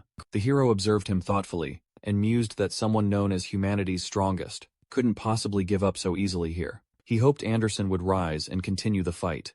On the ground, Anderson was utterly stunned by his opponent's overwhelming strength, and recalled his brutal past fight with the Bone Collector, a massive, formidable level 5 monster made of bones. So brutal, it turned the entire battle into a bloodbath. That very fight had made him an S-class, and in the present, he'd re-earned Excalibur. Anderson boasted that his blade was indestructible, and as its wielder, he was just as unbreakable. He picked up the sword and prepared himself once more. The protagonist smiled, looking quite pleased, as Anderson finally acknowledged his power, and declared he'd now fight with killing intent. The hero replied, saying he was looking forward to it. Back in the control room, the director panicked, yelling for them to stop, but Anderson activated his power explosion. He dashed in again at blinding speed, but the hero merely smiled, thinking he needed even more power, and challenged Anderson to show everything he had. The director's panic intensified, saying this no longer looked like a duel, and if either of them got seriously hurt, it would instantly become an international incident. The others nervously agreed, but the man with glasses explained that only an S-class could stop another S-class. The director slumped down, praying things wouldn't end in disaster. Celine said she trusted the Korean hero, thinking he wouldn't destroy the place. But right then, a massive explosion erupted near the control room, and she felt utterly embarrassed at how terribly wrong she might have been. Another officer commented that the hero had protected Korea so far, so her assumption wasn't unreasonable. She said her real concern was the American leader. On the battlefield, Anderson suddenly looked terrified. The protagonist formed a red arc of light. With his blade, and the destruction made the director fear. The entire building could collapse. The hero wanted to see Anderson's full strength, but knew the structure couldn't survive it. Anderson screamed that he was humanity's strongest, and no one surpassed him, insisting the hero wasn't an exception. He charged with the intent to stab him, but the protagonist realized the weaker people in the building were in danger, and instantly appeared behind Anderson. Startled, Anderson swung his sword, but the hero calmly caught it with a single hand, declaring this wasn't the right place for their battle. The tension between them ratcheted up even further, as Anderson sensed a terrifying aura emanate, sending shivers of fear right through him. He suddenly realized he was facing real, immediate danger. The hero's red energy surged, and Anderson questioned if he had truly felt fear from that very attack. He flat out refused to accept it, screaming that it was absolutely impossible. He launched another powerful wind attack, but the hero stopped it dead, effortlessly with his surging purple energy. Anderson, utterly shocked, couldn't comprehend what had just transpired. Then his hand was suddenly yanked into a small, black hole, making him scream out. The hero declared that arrogance was something only the truly strongest had the right to wield, calling Anderson a weak man who merely pretended to be the world's protector, when he couldn't even protect his own self. Then he slammed him into the concrete floor. With brutal, bone-shattering force, everyone in the control room watched in utter horror. The hero stood over Anderson's defeated body and revealed the move's name, Backsmash. Far from the immediate fight, the tremors were felt out on the street. Civilians stared up at the building fearfully. In another spot, a suited man and a blonde girl felt the vibration and tensed up. Brad grinned, claiming the real battle had finally begun. He mocked Nori, telling her to say goodbye, because her master was being beaten down by Anderson, and probably begging for his life. The girl snapped, furious at hearing such insults aimed at her master. The suited man was shocked by her sudden burst of energy, while Jensen watched with keen interest, thinking she seemed strong, but only at a Class B level. The suited man yelled, asking if she wanted to fight, and Jensen found the idea highly amusing. The girl said yes, confidently, believing she had every right to be dominant in this situation. Her master's advice echoed, always be strong, never underestimate an opponent, and never back down. Back in the present, she summoned a massive sword, warning the man he'd live to regret this. The suited agent bristled with anger, refusing to believe someone like times her asterisk could actually dare to attack him, but panic quickly seized him, and he shrieked for help. As everyone else scrambled out of the room, Jensen told him, stop panicking and stay calm. The suited agent nervously agreed, but the girl didn't hesitate, charging from behind. Just as she was about to strike, a blue aura flared, stopping her blade. She screamed as the mysterious force halted her attack. Jensen asked, are you really that mad? He then offered to apologize on Brad's behalf, and begged her to stop. But she only grew angrier, declaring Brad had insulted her master, and hadn't even thought to apologize. She pointed her blade at him and stated he needed to be punished. Brad froze for a second, and then suddenly, a thrill sparked in him. He declared, if you want to start this fight, I'll be the one to finish it. He unleashed his blue energy, ready to battle her, as she charged forward to strike. Returning to the ruined arena, the hero reappeared, this time, carrying the unconscious American leader slung over his shoulder. He gently set the blonde down on the floor with little effort, and told the chief not to panic, explaining he hadn't killed him, though medical attention would definitely be necessary.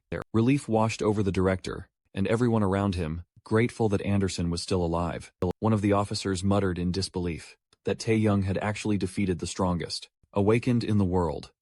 With surging excitement, he declared that with the hero's strength, their country could rise above every other nation, even surpassing the U.S. and China. But the protagonist instantly cut that ambition down.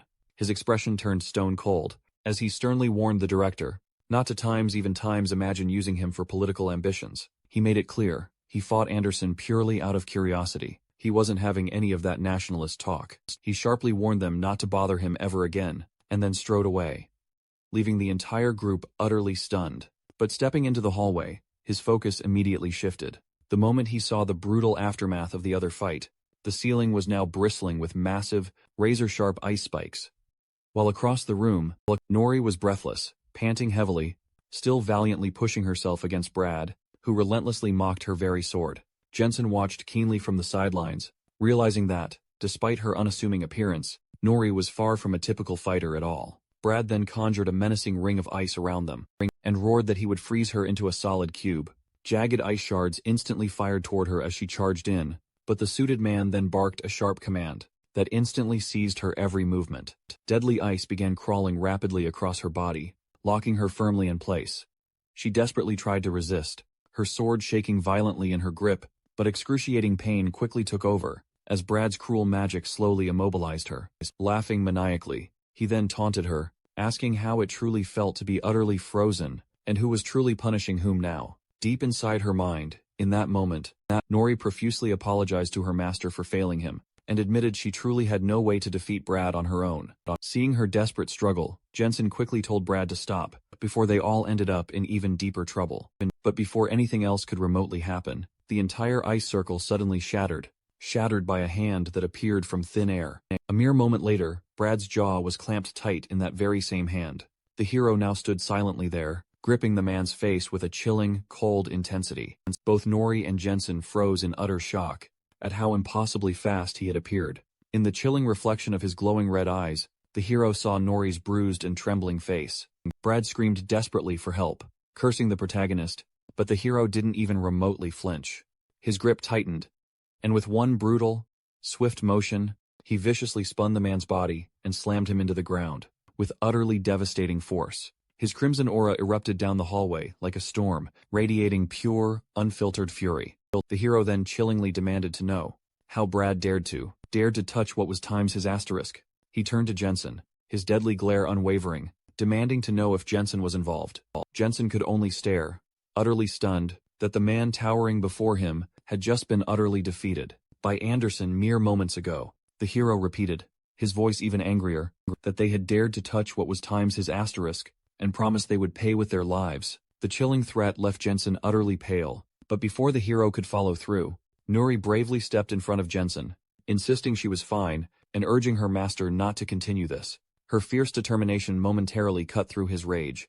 Seeing her conscious, his overwhelming fury slowly eased. She collapsed into his arms, still trapped beneath stubborn layers of ice. Tears welled up as she tried to explain herself, but he gently stopped her, saying that was enough. He reassured her, telling her she had done incredibly well, and now it was his turn to protect her. A warm, golden light flowed from his hand, as he swiftly healed her wounds, shocking her with the incredible speed of her pain's disappearance. Turning back to the two officers, he warned them that Nuri had just saved their lives. Still holding her protectively in his arms, he demanded they immediately leave the country, before he changed his mind. Alone in the silent hallway afterward, Jensen realized the chilling truth. They had just lost the title of strongest to a devil. Sometime later, Team Wolf returned home, and the true reason behind their retreat remained a baffling mystery. Rumors whispered they had encountered the Korean hero, and Kim Un-sok, a bespectacled, sharp-minded man, felt a surge of irritation. He hadn't been the first to speak with the young powerhouse. He lay lazily on a plush sofa, thinking deeply and meticulously plotting his next move. With a quiet smile, he decided he couldn't just pretend nothing had happened. Somewhere else, hidden deep in the shadows, a mysterious woman declared they needed to find him, setting the next intricate threads of fate into motion.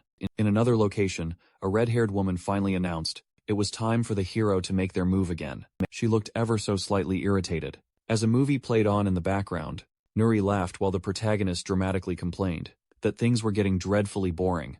The blonde asked why they had just moved, yet Celine already wanted them to pack up and move again.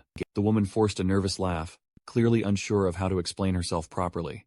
Outside, a massive crowd of reporters and photographers had already gathered, waiting for any kind of juicy news. Red explained that the hero's presence there had unfortunately leaked to the public. Since he absolutely didn't want to be disturbed, she suggested a private island for him instead. She excitedly promised him a brand new house, and practically begged him to take a look. The hero pondered it from the couch, carefully considering the enticing offer.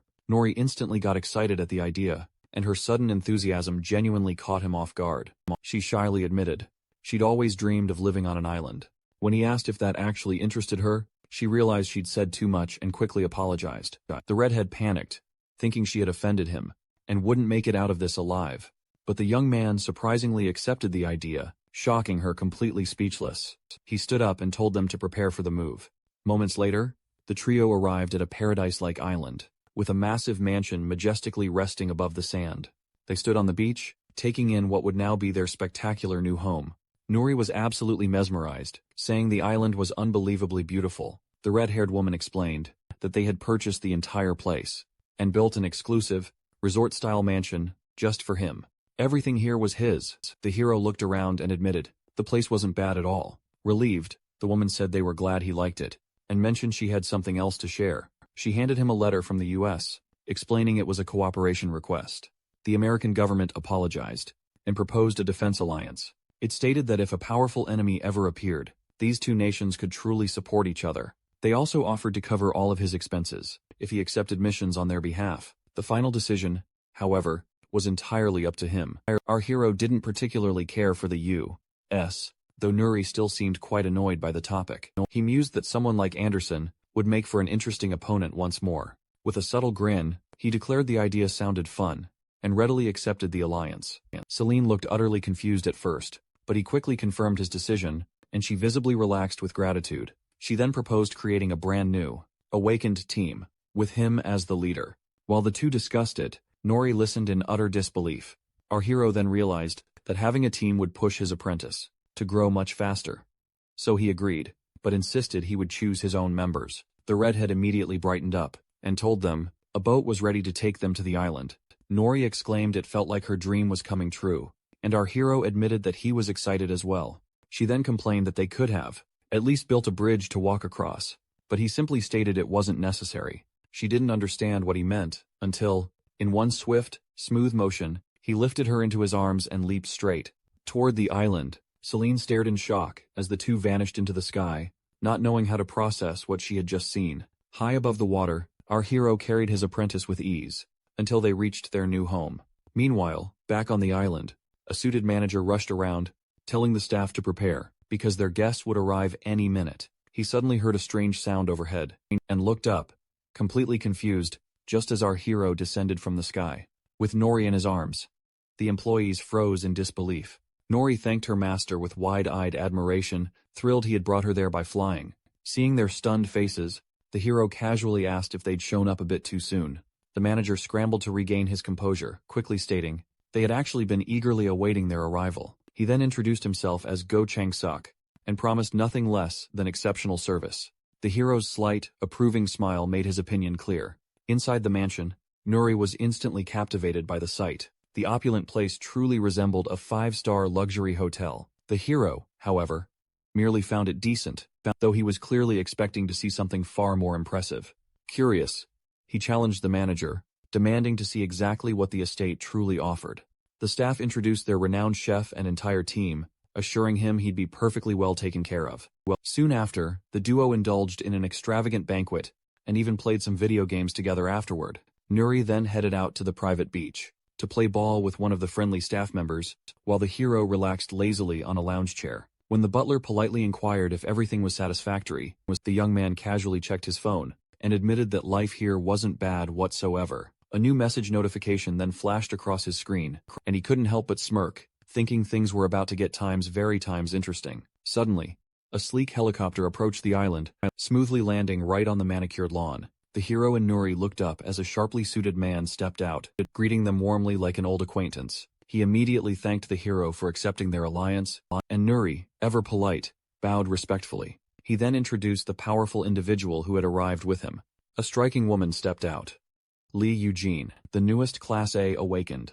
She immediately fixed her gaze on the hero, clearly trying to discern if he was truly the man behind all the outrageous rumors. Watching him casually sip a drink, she couldn't help but wonder if this incredibly laid-back guy was truly the infamous Class S. She was clearly, utterly unimpressed, and silently scoffed, labeling him a bum. She even questioned why that girl was constantly by his side. Nuri, incensed, snapped at her for not greeting properly, but Eugene merely dismissed her with a wave, coolly stating that children shouldn't interrupt adults. That condescending comment instantly infuriated Nuri, who furiously shouted that she was not a child. Eugene then muttered that she had expected to meet a real awakened, not this utter trash. Growing impatient, the hero curtly told the two of them to leave, if they were only here to waste his precious time. The suited man quickly offered his apologies, explaining she was simply new and ignorant. The hero actually found this quite amusing. He looked straight at Eugene, and declared that while being a Class A awakened might grant her a touch of arrogance.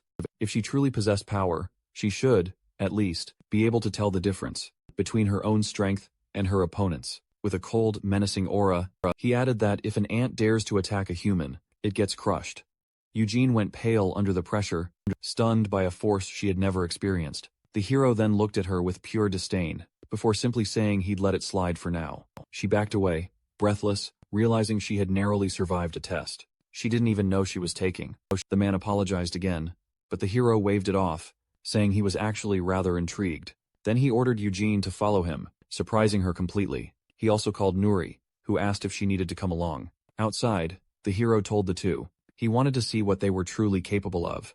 Nuri drew her weapons, complaining that she hated being treated like a child, and insisted she was strong enough to fight beside him. The redhead smiled and told her to be careful. The hero stated they would fight with everything they had, to see who was the strongest. Eugene released a vibrant red aura, accepting the challenge with full force. She activated her power, an ability that allowed her to copy and wield other powers. Seeing that, the hero smiled, thinking both would truly show their best. The red-haired awakened prepared her own ability, saying she would use her transformation powers. Nuri stared wide-eyed as a demonic shape began rising from a swirl of dark smoke. Even the redhead's colleague whispered that he'd never seen her use this form before. Then the woman completed her transformation, taking the form of a crimson draconic monster. The hero analyzed her calmly, recognizing her metamorphosis ability, and noting her stats weren't extraordinary, but still, he admitted the results blew past his wildest expectations. He'd never imagined she could transform into something so terrifyingly powerful. Nori was utterly stunned, struggling to form words. As she stared at the creature's menacing horns, a vivid memory flashed back. The red-horned monster from the university portal. She recognized it instantly. No doubt about it. The hero smiled, a flicker of amusement, that an old enemy had essentially returned to haunt them. He turned to Nori, swords already in hand, and asked what her next move would be. The transformed adversary mocked Nori, asking why she looked so frozen in fear, and whether she was scared of the creature that had traumatized her. But Nori tightened her grip on her sword, and declared she wasn't afraid at all. With a fiercely determined expression, she said she was actually grateful times for this chance. She filled herself with pulsing blue energy, declaring she would finally avenge the people who died back then. The creature was caught completely off guard by her sudden resolve. Nori launched herself forward without hesitation, her sword glowing with intense power. Their clash was so incredibly powerful that the entire island began to tremble. Inside the mansion, the staff stared at the ceiling in utter fear, as the whole building violently shook. One employee nervously asked if the structure would survive this kind of impact. The butler, completely unfazed, assured him the building was heavily reinforced and said they better get used to it, because this kind of thing was probably going to become routine around here. In the middle of the battle, Eugene was stunned by how shockingly strong and fast her supposedly small opponent really was. Trying to regain control, she created a massive energy sphere in her hand, boasting that she could stop the incoming attack. Channeling Amy's raw power, she fired a massive red blast straight at Nori, but the blonde reacted swiftly, dodging the attack with breathtaking precision and keeping her focus locked on the fight. Using the momentum from her evasive leap, Nori spun gracefully through the air, lashing out with both swords at her opponent. The creature effortlessly dodged the strike, then countered with a powerful spinning kick, slamming the blonde hero hard into the ground. Before Nori could even catch her breath, the transformed redhead lunged at her with blinding speed, and the two instantly began exchanging rapid blows. Their intense fight erupted into a dazzling storm of sparks and flashing lights. Eugene gathered even more crimson energy into her palm, shaping another destructive sphere before firing it instantly. The blast sent the apprentice soaring upward, drawing a sharp scream of pain as she was launched violently into the air. The creature warned Nori to be more careful next time, already charging up yet another devastating attack. Without hesitation, she launched an even stronger sphere, directly toward the injured blonde. Watching from afar, Sung-ho was utterly amazed. She had used the exact same skill as before, but its power had increased dramatically. A massive wave of red energy surged upward, threatening to completely swallow Nori whole. The ensuing explosion rocked the very sky, sending a colossal cloud of dust rolling through the air. The suited man stared in pure shock, but the hero looked like he was thoroughly enjoying the spectacle. Breathing hard, Eugene scoffed, declaring that this is what happens to those who underestimate. A Class A awakened. But then, she paused abruptly, confused by what she glimpsed through the dissipating dust. Instead of falling, Nori was completely unharmed and used the creature's own head as a springboard. With a swift, precise movement, the apprentice angled her sword, readying a devastating finishing strike. The two locked eyes, intense burning between them, as the blade drew dangerously close to its target. Observing the critical moment, the hero noticed something, and a slight smile appeared on his face. Then, with a firm command, he declared the clash over. Nori's sword stopped just inches from Eugene's neck, the redhead frozen completely in place. With the fight officially ended, the hero stepped in, stating the training was enough. The apprentice obeyed immediately, lowering her blades, while the transformed woman collapsed to the ground, returning to her human form. Eugene silently reflected on all that had happened. Even with all her superior stats, she was still utterly defeated. The hero approached his apprentice, gently held her chin, giving her an approving look. Eugene admitted the real deciding factor wasn't power, but the overwhelming difference in experience. Watching the hero, she thought she could grow stronger under him, catching his attention. But before she could even ask, he refused outright. Shock washed over her. He patted Nuri's head and said, Eugene was like a baby taking her first steps, and he had no interest in training her. The disappointment was obvious, until he added she would make a good opponent, and if she wanted, he'd give her a chance to fight him someday. The girl was stunned, barely able to process the offer. The hero then turned towards Sung-ho, and asked if he hadn't sensed the danger yet. The suited man blinked, confused, asking what he was supposed to have felt. Before anyone could react, Sung-ho's phone rang. He answered it immediately, his expression darkening as he listened. On the other end, a panicked voice warned him the city of Osaka had been destroyed. High above the clouds, several planes sliced through the sky at high speed, as they rushed toward the disaster zone. And inside one of the private jets, our hero sat with his companions, in a tense silence that clashed with the hum of the engines. Nuri leaned forward and asked her master if it wouldn't be faster for him to just fly there, alone. And he shot back with a deadpan question, asking whether she ran everywhere, instead of using a car whenever she went out. Across from them, Eugene kept glancing around and wondered how he could stay so calm when all of them were literally flying toward a life-threatening situation. But before she could say anything, the man in the suit stood up with a tablet in hand and announced he would explain the situation properly. He told them an unknown gate had appeared in the center of Osaka. Just an hour ago, a hologram projected, showcasing the city being torn to shreds. As he revealed the horrifying truth, the entire area had been completely annihilated. Eugene stared at the terrifying footage in disbelief, as the man then added that all communication with the local elite forces had been completely cut off. The explanation continued, as he described the enemy that had emerged from the portal, stating the monster was classified as Level 8, which made Eugene freeze in pure terror, at the sheer danger implied by that terrifying number. Nuri looked at her colleague with genuine concern, and asked if she was okay, assuming she was just getting sick from the flight.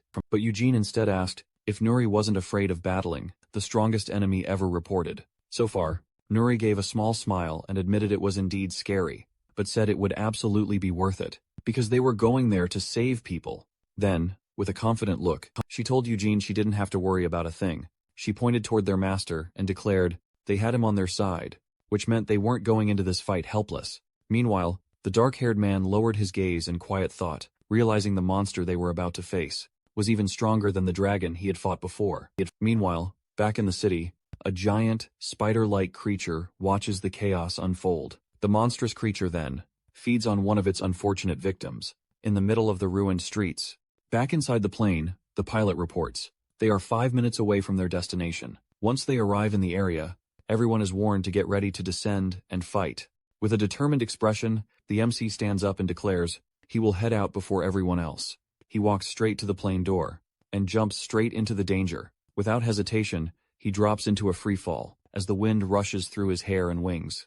Nuri warns that she will jump in too and asks Eugene if her parachute is ready. Eugene quickly clarifies that it isn't, and her colleague promptly scolds her as this was basic academy training. That's when Nuri helps Eugene properly fasten her seatbelt for the jump. Eugene's mind races with her nervousness and doubts her usefulness in the upcoming battle, but her colleague reassures her, saying she's just used to it, and that Eugene will be just fine since she is strong. Upon hearing these words, Eugene gazes, surprised, at the young apprentice. With flushed cheeks and a small smile, she thanks her. Just then, Nori makes a smug expression, proudly stating that obviously, she's the strongest one here. The two then stand ready at the plane door, and Eugene announces they'll jump together. Eugene shuts her eyes, beads of nervous sweat forming, as the countdown starts. But then, at 3, Nuri casually shoves her colleague right out of the plane, without mercy.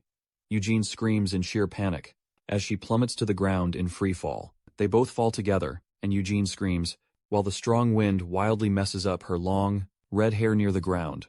The MC has already unfurled his wings, and is watching the destruction, ravaging the city. With a look of utter contempt, he seems utterly unbothered by his companions shouting. He scrutinizes the giant spider monster before him. The MC floats, then rips open his portal, pulling something out and drawing his sword. He prepares to deliver a strike, and declares he'll offer a proper greeting. He then unleashes a massive energy blast toward the creature menacing on the ground. Meanwhile, a Japanese awakened named Koharu is utterly terrified by the monster before her. She stands face to face with it, calling it a monster, closing her eyes, accepting her fate, and bracing for the end. But the MC's energy blast rapidly approaches from above. The spider stands frozen in pure shock. Koharu can barely process what's happening. The blast detonates right on top of the creature, saving her and filling the entire area with dust. Nori informs Eugene they'll be landing, using the power of their special boots. Nori then whips out her 2 swords from her portals, ready for immediate action. She lands dramatically in front of the Japanese awakened, shielding her with her crossed blades. She fiercely protects the purple-haired woman from the blast, which was aimed directly at the spider. Nuri then turns to the girl on the ground, asking if she's all right. The young woman introduces herself, and explains that they are the reinforcements sent from Korea. The spider creature, however, looks completely unharmed. The MC feels utterly confused, because his attack didn't cause the damage he expected. He examines the monstrous entity, and remarks that it's definitely a very ugly anomaly. He admits with a smirk that he's never seen anything quite like it. At that moment, the status window appears, showing the creature's name and divine attributes. It also reveals that the monster became lost, due to a mysterious contract. With a confident smirk, the MC seems completely unfazed by the situation. Floating effortlessly in the air, he asks if the creature is an exiled god. He then dramatically reveals that he himself is also an exiled god, just like his opponent. Holding his weapon, the dark-haired man gets ready to test the creature's true strength. With an excited grin, he charges forward, declaring he'll see just how strong it really is. He dives at high speed toward the monstrous opponent, facing the creature's many red eyes, with complete confidence. With his weapon, the MC strikes with a powerful blow, slicing through the air. The attack triggers a massive explosion that spreads a huge cloud of dust across the entire city. As the impact reaches them, one of the women shouts to be careful, while Koharu watches the scene in utter shock. Nuri quickly grabs her and pulls her away from the blast. The 2 Koreans stare seriously at the battlefield, while Koharu remains completely stunned. With a trembling voice, the purple-haired woman asks, "What was that?" Meanwhile, the giant spider is being attacked from every direction. In front of them, Nuri tells the shocked Japanese girl that the winged man fighting is her master. Koharu, utterly confused, asks if that awakened individual isn't an enemy. The young apprentice just smiles, asking if her master isn't absolutely amazing, leaving Koharu utterly speechless. Nori then tells her not to worry about the spider, because her master will handle everything herself. But when Nori offers her a hand, Koharu sharply tells her to stay away. Standing up, Koharu snaps that Nori is no better than a Class C. She shouts that she doesn't need any help, and demands Nori get out of her way. At that moment, Eugene, now transformed, calls her disrespectful to the people who just saved her. The creature keeps provoking, and says she's no better than Nori. But Eugene quickly comments that they shouldn't be talking right now. The 2 girls suddenly tense up, as they sense something rapidly approaching. The giant spider creature was still completely intact, despite the MC's multiple devastating attacks. A window displays the monster's name, Young Atlak Nachai, and it lets out a loud roar. The women then move into position, facing the enemy with clear, palpable tension. Nori agrees and says she would love to teach that girl a lesson right here. However, at that moment, they needed to focus on surviving. The spider creature roars again, as it prepares to attack. The MC dives from the sky at high speed, toward the creature. At the same moment, the giant spider shoots a huge, sticky web from its mouth to trap him. The MC gets caught in midair, and becomes completely wrapped in the web. Thrown by the enemy, his entire body trapped, he still seems completely unaffected by the situation. The giant creature then yanks the web downward, with brutal force, pulling the MC toward the ground. The impact creates a massive explosion, kicking up dust everywhere.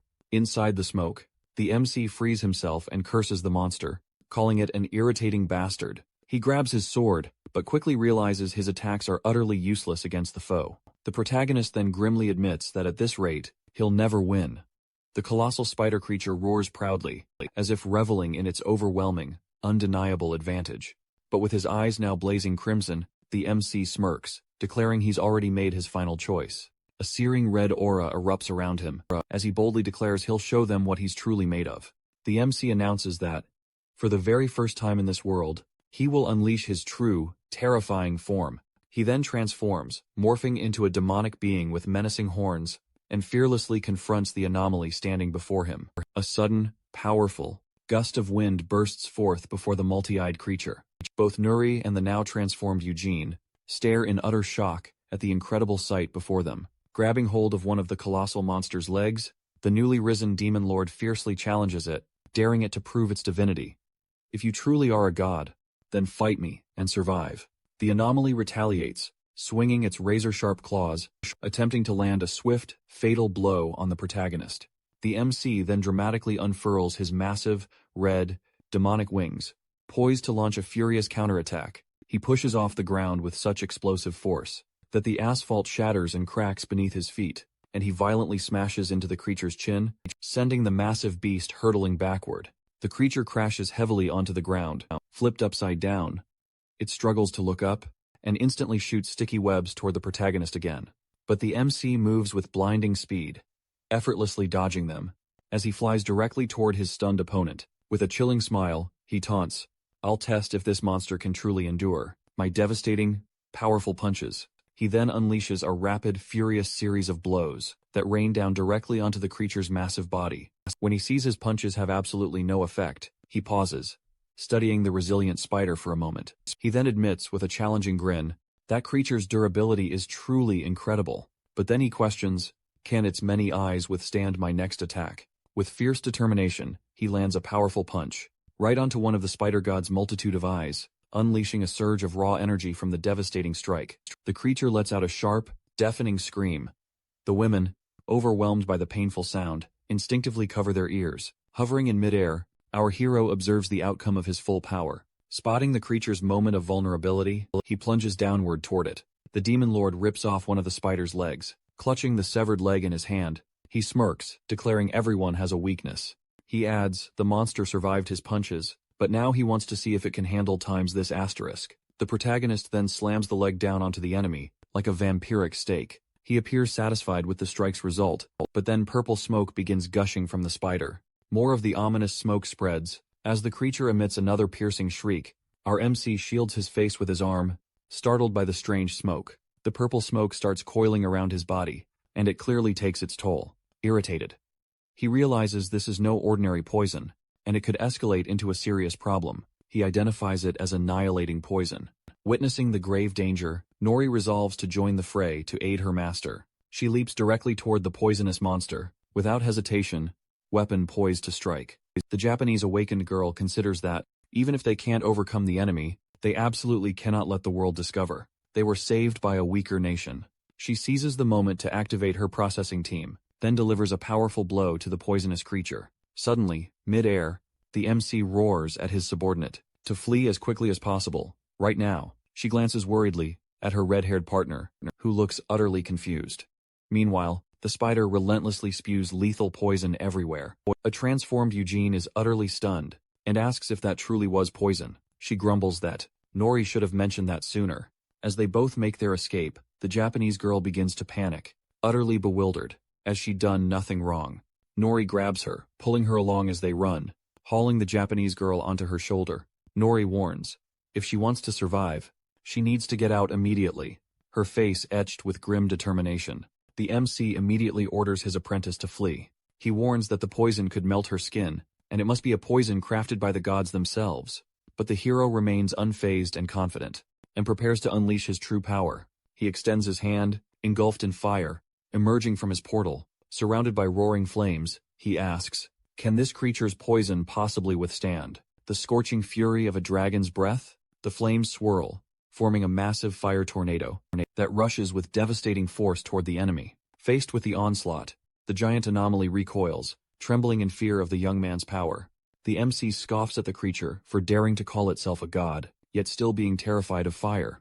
He flies directly at it, labeling it utterly disappointing. As he prepares to deliver his next strike, the MC unleashes an enormous blast of golden flames at the creature. But the spider isn't standing idle. It gathers its potent purple energy, ready to retaliate. As the hero's searing flames draw near, young Atlak readies its devastating counterattack. The spider god fires its piercing purple beam, slicing clean through the golden flames and hurtling straight toward the demon lord. The purple energy rips through the fire, piercing the MC's body mid-flight. He gags, spitting out a viscous liquid, as Nuri screams in utter horror at the brutal sight. Eugene shrieks her master's name, as he is impaled by the relentless attack. The MC remarks that the monster deployed spiritualized poison in an attempt to kill him. He declares it a poison of the gods, one that only a select few can survive. But, with a smirk, he states, "I'm a truly terrible opponent for a poisonous creature." He outright declares the poison useless against him, as his chest begins to glow with an intense light. Grabbing the venomous spikes without a hint of fear, he pulls them free. The MC then reveals his hydroblood, capable of nullifying any poison with his unique power. The spider is utterly shocked that its potent attack failed. The winged man prepares for a devastating counterattack. He charges full speed, barreling toward the anomaly, determined to finish the battle once and for all. He strikes the monster with an attack that detonates into a massive explosion of light. Nuri beams with pride as the transformed Eugene is utterly stunned by her master's immense power. Facing down the defeated creature, the MC declares it's time to bring everything to an end. In his terrifying demonic form, he prepares the finishing blow. With chilling demonic agility, he tears off all the spider's legs. The Japanese girl watches on in sheer disbelief, completely unable to process the horrifying scene. The creature screams out in pure agony as it writhes under the MC's relentless assault. The colossal anomaly finally collapses, crashing headfirst onto the unforgiving asphalt, utterly and completely defeated. The MC surveys the scene, calm and completely satisfied. He casually tosses the monster's severed legs aside, then lands on its head and walks between its lifeless eyes. Holding a pulsing sphere of energy, he comments that the fight was fun, but tells the creature it's time to die. As he unleashes the devastating energy into its skull, the spider explodes completely, ending the fight once and for all. Suddenly, a glowing pink magical stone emerges from the remains. The MC picks it up, looking at it curiously. He finds it incredibly strange, because gems are power cores created only by powerful demons. He says it wouldn't be surprising if one came from a weak dragon, but concludes the creature must have been a fallen god. After all, a truly perfect being wouldn't create something like times this asterisk. The MC deduces that the creature's weakened condition came from a contract with someone extremely powerful, and he knows this cannot be taken lightly at all. Meanwhile, his subordinate is staring intently at something. Nori and Eugene have been completely surrounded by awakened Japanese. The pink-haired girl explains that Japan's reputation will suffer if people find out a weak country helped them. Smiling sinisterly, she says, "That's why Nori and Eugene need to die right now." Eugene gets enraged, remembering how these people acted completely different when they were being attacked themselves. Nori asks if they really plan to betray them after saving their lives. Koharu just smiles and says, "It isn't betrayal, because they were never on the same side to begin with." Nori becomes outraged, yelling that they came to protect them, and now, they're out to kill her. The antagonist screams, furious that she's an awakened from Japan, and merely protecting her reputation. She claims they shouldn't have interfered, and now they must disappear. They aim their glowing purple spears at the two heroines. The pink-haired woman declares that, without an S-class awakened, they can easily handle both of them. But suddenly, the MC makes a dramatic entrance, landing hard right in front of the duo. The impact sends debris flying at the Japanese team, leaving them shocked and shielding their faces. The antagonist freezes, utterly stunned, confused about what just materialized before them. The MC calmly asks, "What exactly is going on here?" He states he'll settle this quickly, because their behavior has deeply offended him. The Japanese girl becomes enraged, thinking that if the MC had just delayed a bit longer, they would have won. Eugene explains the situation. Clearly, they saved those people's lives, and now that they feel embarrassed, they want to erase them, their eyes practically glowing. The MC asks, "How dare you harm my people?" and commands them to halt. The Japanese team is suddenly forced to the ground by an invisible force. They struggle, wondering, what kind of power is this? One man feels an invisible hand, crushing him relentlessly against the ground. Another groans, "An S-class is too much for us." But the pink-haired girl snaps at him to shut up. She warns that reinforcements are already on the way, and even the hero can't beat all of them. She claims Japan's best awakened will arrive soon. She orders her team to stall for time. The MC states he was going to overlook this, out of respect for their dignity, but they pushed him too far. A dark, menacing aura surrounds him, as he threatens to erase them from existence, so no one will ever even know they were there. Nuri quickly rushes to her master, stopping in front of him to restrain him. She begs him not to go that far, because it's completely unnecessary. The apprentice tells the Japanese girl that, even after being betrayed, her resolve to save people remains unshaken. She proposes a one-on-one showdown, to settle everything, right here, right now. Nuri explains that if they win, the Japanese will leave, but if they lose, they'll stay completely silent about it. She insists on handling the fight alone, without her master's help. If he joins, too many people will be hurt. Eugene questions why they should care so much about the Japanese. With pleading eyes, Nori begs her master to allow the duel. The MC finds her courage intriguing and agrees to let her fight alone. He promises, in the name of the Demon King, that he will not interfere with the outcome. The pink-haired woman becomes irritated, but her companion interjects, this is actually an opportunity for them. The young man explains that they can use the duel to stall for time and tells her to trust him. Then the swordsman steps forward, saying he won't be. Intimidated by the awakened Korean standing there, the Japanese warrior faces Nori. As everyone else watches the duel begin, the MC smiles and tells his apprentice, show the results of your training. Nori moves into her attack stance, preparing for the duel to begin. She charges forward so quickly, she's nothing but a blur to the spectators. Without giving her opponent any time to react, she unleashes multiple sword strikes and then stops behind him. Both fighters maintain serious expressions, and the opponent initially appears unharmed. But suddenly, the warrior starts coughing, as he finally feels the impact of Nori's rapid attacks. Eugene watches with a satisfied smile. At the decisive outcome of the fight, with the enemy collapsing onto the ground, Nori announces with a serious expression, I have won the duel. The pink-haired woman is stunned, unable to believe the girl actually won. Smiling, the MC tells the Japanese girl that now, they are finally even. He acknowledges Nori's vast improvement, clearly impressed, and announces it's time to make good on his promise. He then issues a stern warning to the enemy to retreat, while she still values her life, before he has a change of heart. The Japanese girl flies into a rage, yelling about how Korean awakeners dare insult them so brazenly. With her team standing firm behind her, she swears that once this humiliation is over, they'll ensure no Korean leaves here alive.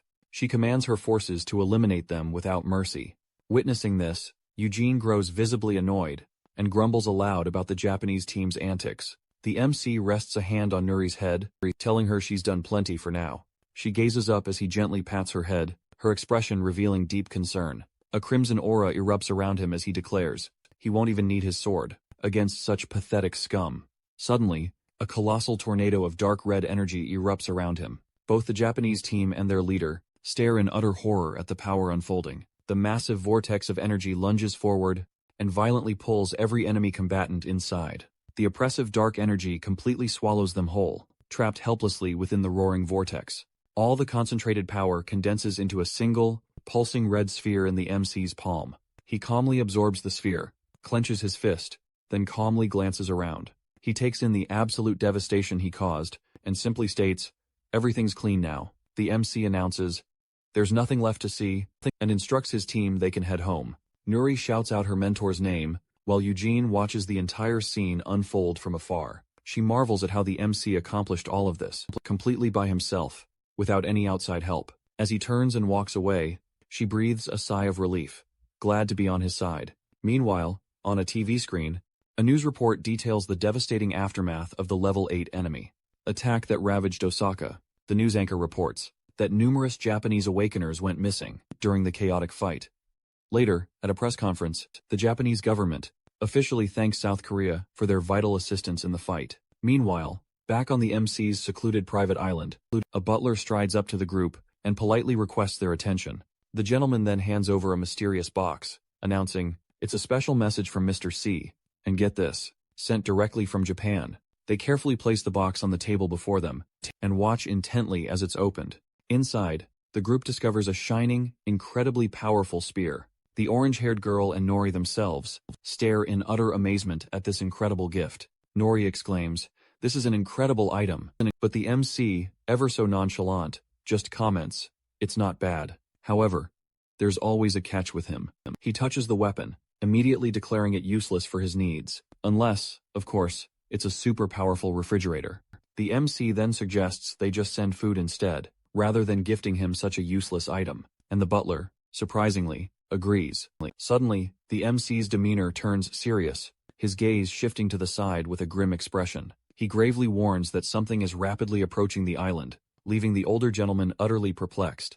Soon after, a boat dramatically appears on the horizon, and speeds full throttle toward their island. On the boat, a man in dark sunglasses is utterly amazed that anyone actually lives on such a remote island. He speculates the owner must be a Class S awakened being, and claims he risked his very life just to find him. He and his 2 bodyguards soon arrive on the island, while the butler profusely apologizes for their sudden, unannounced visit.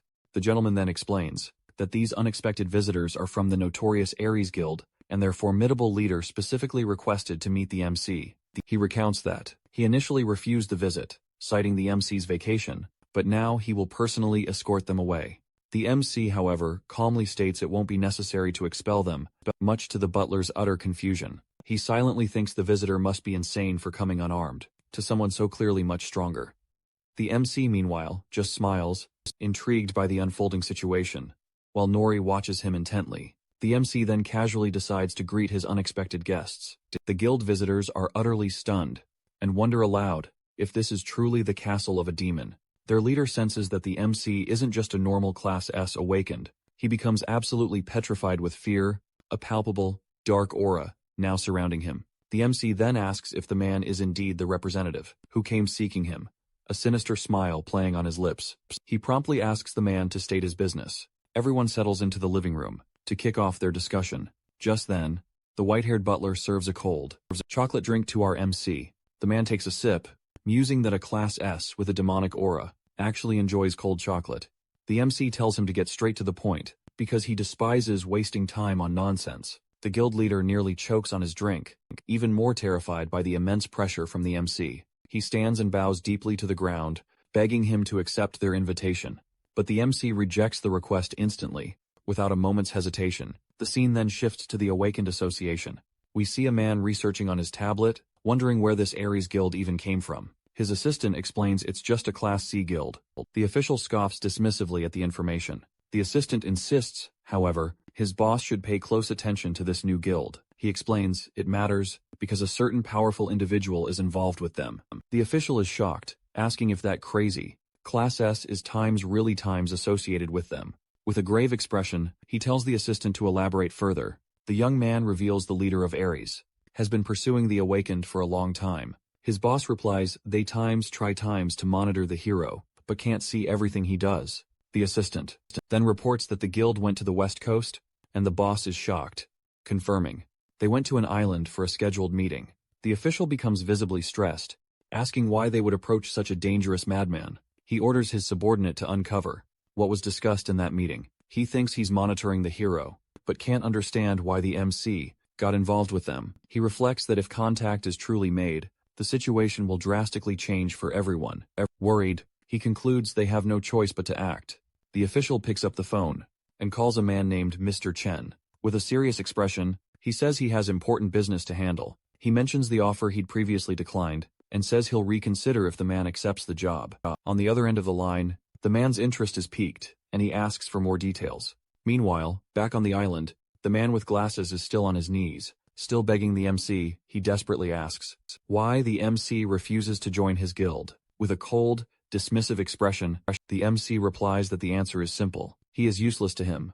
The hero adds that his worth is no more than a mere stone. He crushes right under his foot. He says that, despite being utterly worthless, the man dared to risk his life. By coming onto his territory, the MC tells him to leave at once, because he hates wasting time on things without value. But the guild leader staunchly refuses, saying he can't return home empty-handed. He says he felt from the very start that he desperately needed this awakened one in his guild. He explains that, without the MC, his guild has no future whatsoever. He shouts that it isn't true that they're useless. He argues that even if they are worthless to the MC, they still fought to the death, and they could at least work as support or control. Nuri watches quietly. He even offers that they could work as cleaners for this place. The guild leader begs for a chance, saying he will do anything. The MC smiles and asks if the man truly means times anything asterisk. Intrigued, the MC says the proposal is quite interesting. The MC finally agrees to give the guild leader a chance, completely shocking him. He asks if the man is sure he will do times anything asterisk, and the visitor confirms it instantly. The MC smiles and says, "That's good," then orders him to prove his worth and skill. And the MC's command? Start by destroying the awakened association. The guild members are left utterly stunned. Moments later, the visitors are already on their boat, sailing away from the island. On board, the guild leader thinks the demand was extreme, but without the MC, their guild has no future. He declares they'll inevitably face destruction. He adds that bringing down the three great guilds is essential. He orders his men to investigate, promising that if they succeed, they'll return to the island incredibly wealthy. Nori, bewildered, asks her master why he issued such a wild command. The MC replies he had no genuine reason for it. He even admits the task is practically impossible. Nuri then explains that the association comprises 100 sub-guilds, alongside 3 formidable leading guilds. She states the 3 biggest are Red Dragon, Valkyrie, and Brave Crimson. Meanwhile, Eugene listens in silence. The MC calmly states he already knows all of this. He doesn't actually expect the Ares Guild to complete the task, which utterly confuses Nori.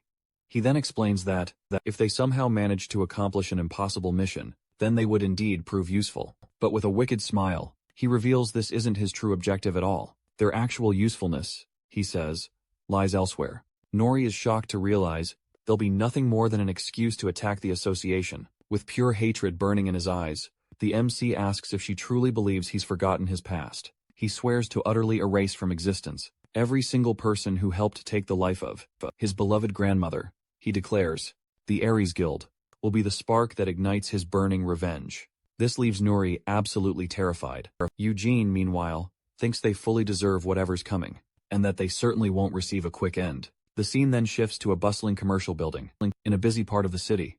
Inside a private room, the leader of the Ares Guild is confronted by a mysterious woman. The leader of Valkyrie states she's heard he's been researching the 3 great guilds. The man instantly becomes nervous. Inwardly, cursing his men for being such idiots, she warns him not to even think times about denying it, because they've already found undeniable evidence of his schemes. She finds it particularly interesting, she says, that he began acting behind the backs of stronger guilds. She also mentions that all of this began right after his visit to the S-Class. Awakened man. On the island, the man with glasses truly panics. They're convinced they're utterly doomed now. The woman tells him to take a deep breath. She promises not to act against his group. She then clarifies her stance, stating her guild guards Korea, unlike the Red Dragon. All she wants to know is what deal he struck with the S-Class, awakened to cause all this chaos. She pictures the worst-case scenario, one involving the mysterious awakened from the isolated island. The true nightmare would be if that incredibly powerful awakened became the target of all Korea. This intense fear that makes the Ares Guild leader extremely nervous as he tries to explain the situation to her. Meanwhile, someone else observes them from a distance. Back on the island, Nuri trains intensely in the gym, and Eugene trains beside her, wondering how the blonde ended up with the MC at all. Suddenly, Eugene's phone rings, and she immediately assumes the intelligence service just left her there and forgot all about her. She answers, complaining instantly about being abandoned. But the person on the other end reveals something far worse. Hearing this news, Eugene is utterly shocked and can't process a word of what she just heard. She rushes to the MC, informing him she got a call from the Secret Service. The MC glances at the phone, asking what's happening, while Eugene struggles to explain. Back on the street, the Ares Guild leader and his men exit the building, looking utterly tense. At that moment, someone approaches them from behind and asks if he's the Ares leader. The man and his subordinates turn, confused, demanding to know who the stranger is. Back at a cafe, the Valkyrie leader drinks, while intently watching the street. Suddenly, a loud sound grabs her attention, leaving her shocked. Immediately after, a massive explosion erupts, obliterating the entire place. Elsewhere, the Red Dragon leader grows irritated that one of their own had joined the enemy. He wonders if that traitor truly believed he could escape, and vividly recalls utterly crushing him just moments ago. Just then, our MC spots news of a massive terrorist attack in Seoul scrolling on his phone. A smirk plays on his lips as he says, the man has certainly proven his worth, and declares he'll now accept the Ares Guild. High above, in the clear sky, A sleek private plane rockets toward its destination. Upon arrival, the MC coolly steps out of the plane, while someone nearby gasps, asking what they just heard. Meanwhile, inside a bustling office, a man is utterly shocked to hear that the hero plans to directly attack the association. Selene calmly explains that the Ares guild leader was attacked right in central Seoul. Fortunately, Sung-ho from Valkyrie intervened just in time, but while the Ares leader was injured, his men were spared.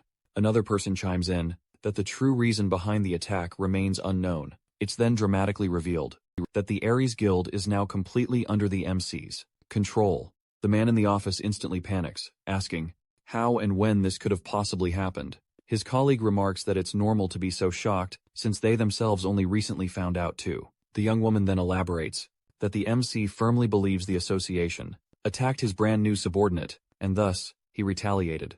The older man responds that they still don't even know who the real culprit is. At that very moment, he suddenly realizes the grim truth behind everything, and utterly falls into despair. The young woman confirms that the MC meticulously orchestrated the attack, solely so he could take over Ares, and now cunningly uses it as justification for revenge against those who harmed his beloved grandmother. Inside a sleek car, the driver asks the MC if they're currently heading to the intelligence service. The MC calmly replies, no. Instead, they're going straight to the Valkyrie Guild. The driver confirms, while Nuri and Eugene both appear, visibly worried about what will happen next. The blonde companion then gently draws her master's attention, with a look of deep concern.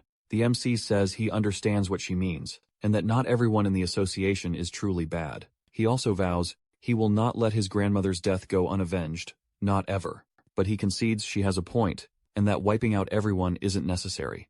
He then drops a bombshell. He plans to exploit the association for his own agenda. Once he seizes control of it, the MC declares he'll visit the Valkyrie Guild first, believing they might prove useful. He wants to confirm if they're worth sparing, before he attacks the association. He then adds, it'd be ideal if the good ones could also serve his plans.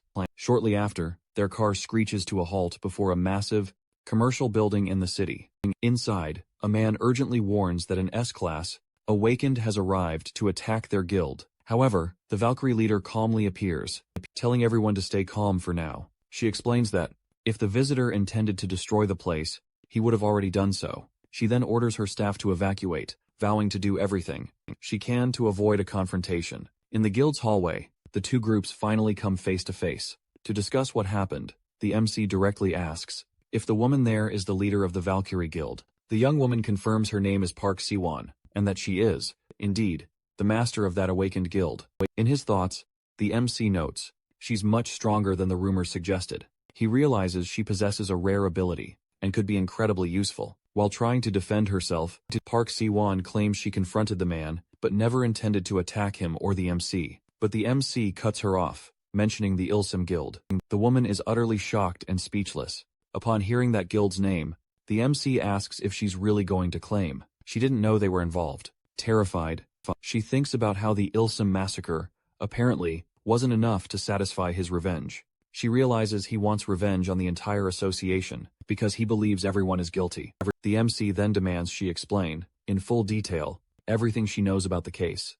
Parksian reveals her guild was disbanded, to hold Ilsum accountable for their heinous crimes. However, the association president covered up everything. After accepting a massive bribe from Ilsum, Parksian attempted to protest, but stood no chance whatsoever against the formidable Red Dragon Guild. She pressed on, explaining that if the truth came out, the entire association would crumble. The Valkyrie leader states that, despite its injustice, they are bound to protect their country. The MC steps closer, challenging her silence, interpreting it as a silent approval. With a chilling aura, he demands if she believes she's truly innocent, just because she refused to get involved. Panicking, the woman thinks that no matter her words, he'll slaughter everyone. Seeing the unfolding chaos, the guild members scream for him to stop and conjure a protective barrier. But the MC smashes right through it and seizes the leader by her neck, choking her instantly. One of the Valkyrie men erupts in fury and charges forth to save her. However, Nori swiftly steps forward and deftly blocks his attack with her weapon.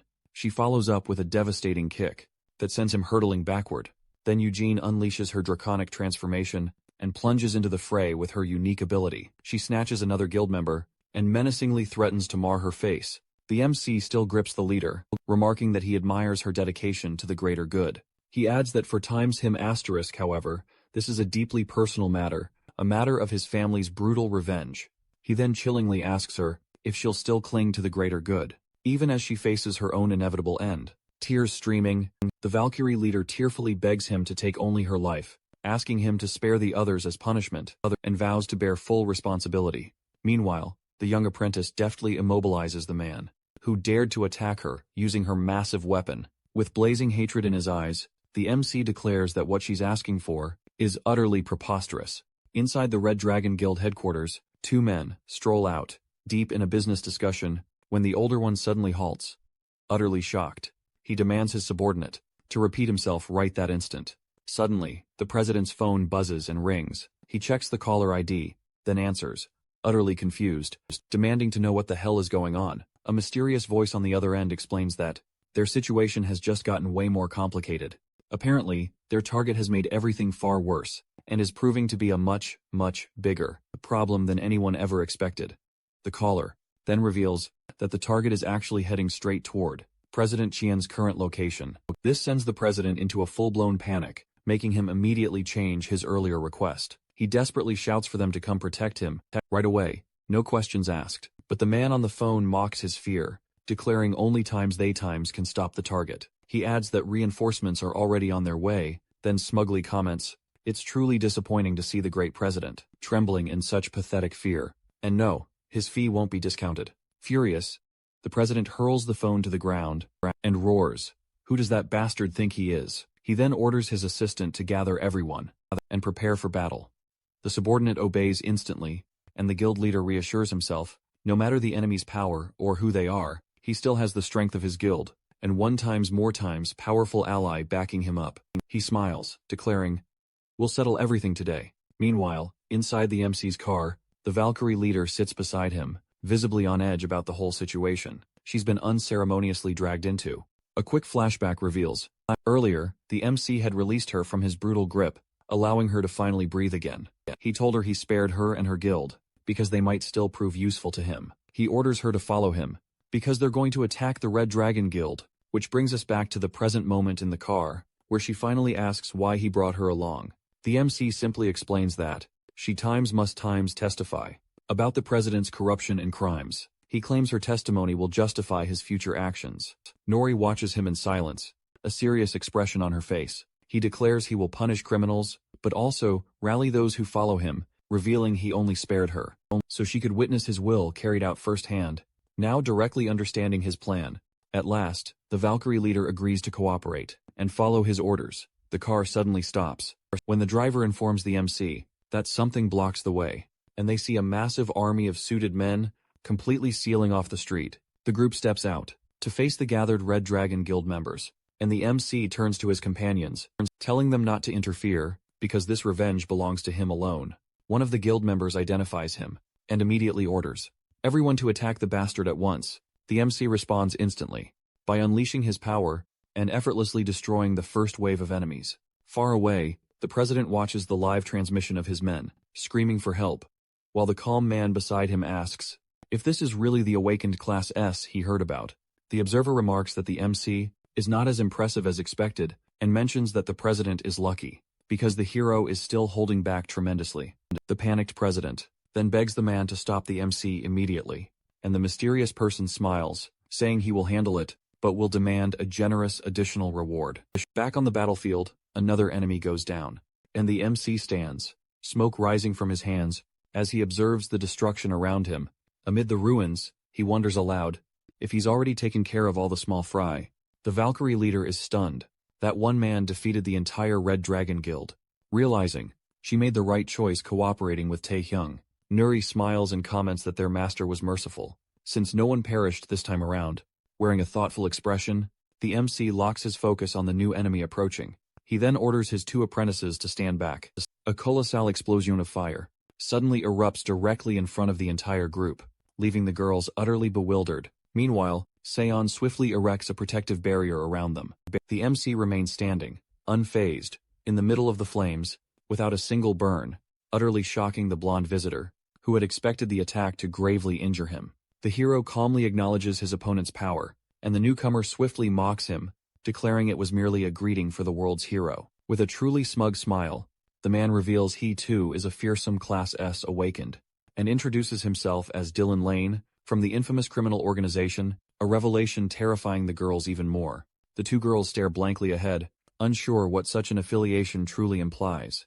But Sion, however, immediately grasps the immense threat before them. She vividly recalls that, while most awakened use their powers to protect, there exists a dark organization that wields them, purely for malevolent evil. A quick flashback shows Sion confronting Director Chun about the suspicious organization long ago, and although he denied everything outright, she never stopped suspecting him fully. Back in the present, Dylan smirks confidently at the MC, while Seon suddenly realizes Director Chun had been working alongside the criminals all along. Behind the group, the president shouts that the MC isn't the only Class S, and that he will now pay for everything. But Dylan appears utterly irritated that Taehyung isn't reacting dramatically enough to his grand entrance. With a distinctly bored expression, the MC calmly replies that he already knows precisely who the blonde adversary is, and swiftly analyzes his stats. Finding nothing impressive, he steps forward and states he needs to correct something, releasing a formidable dark aura, while declaring that this man will not be his demise, because many have already tried and met failure. Dylan then sharply turns to Director Chun and tells him to get to a shelter immediately. But the old man flat out refuses to take orders from a mere mercenary and insists on watching the fight from up close. A furious Dylan screams for him to get out, unless he wants to become a human barbecue, causing the grumbling president to begrudgingly retreat while muttering curses under his breath. The opponent then turns back to the MC, declaring he has every right to be arrogant, but now he'll face reality. Sensing immediate danger, the MC warns the girls to stay back, as Dylan prepares for a truly powerful attack, and asks if the hero will still be boasting afterward. Then, Dylan unleashes his devastating spell, Inferno, which takes the form of a massive, demonic skull. As it rushes toward the MC, the protagonist is surprised by the sheer speed of this sixth circle spell, and wonders if it stems from the enemy's unique ability. Far behind, Nuri screams for her master, as the attack's heat becomes absolutely unbearable, and the swirling pink flames begin melting the very ground. Sion worries whether the young man can possibly withstand such extreme heat, but the MC remains surprisingly confident, despite the overwhelming, raging flames. Dylan, however, grows deadly serious and prepares another powerful strike, declaring he won't underestimate a Class S opponent. Concentrating all his immense energy, the orange-haired man vows to end him here, and envelops the MC in immense, searing pink power. The dark pink energy collides violently, creating a massive hurricane around Taehyung, as Dylan struggles to control his own overwhelming force.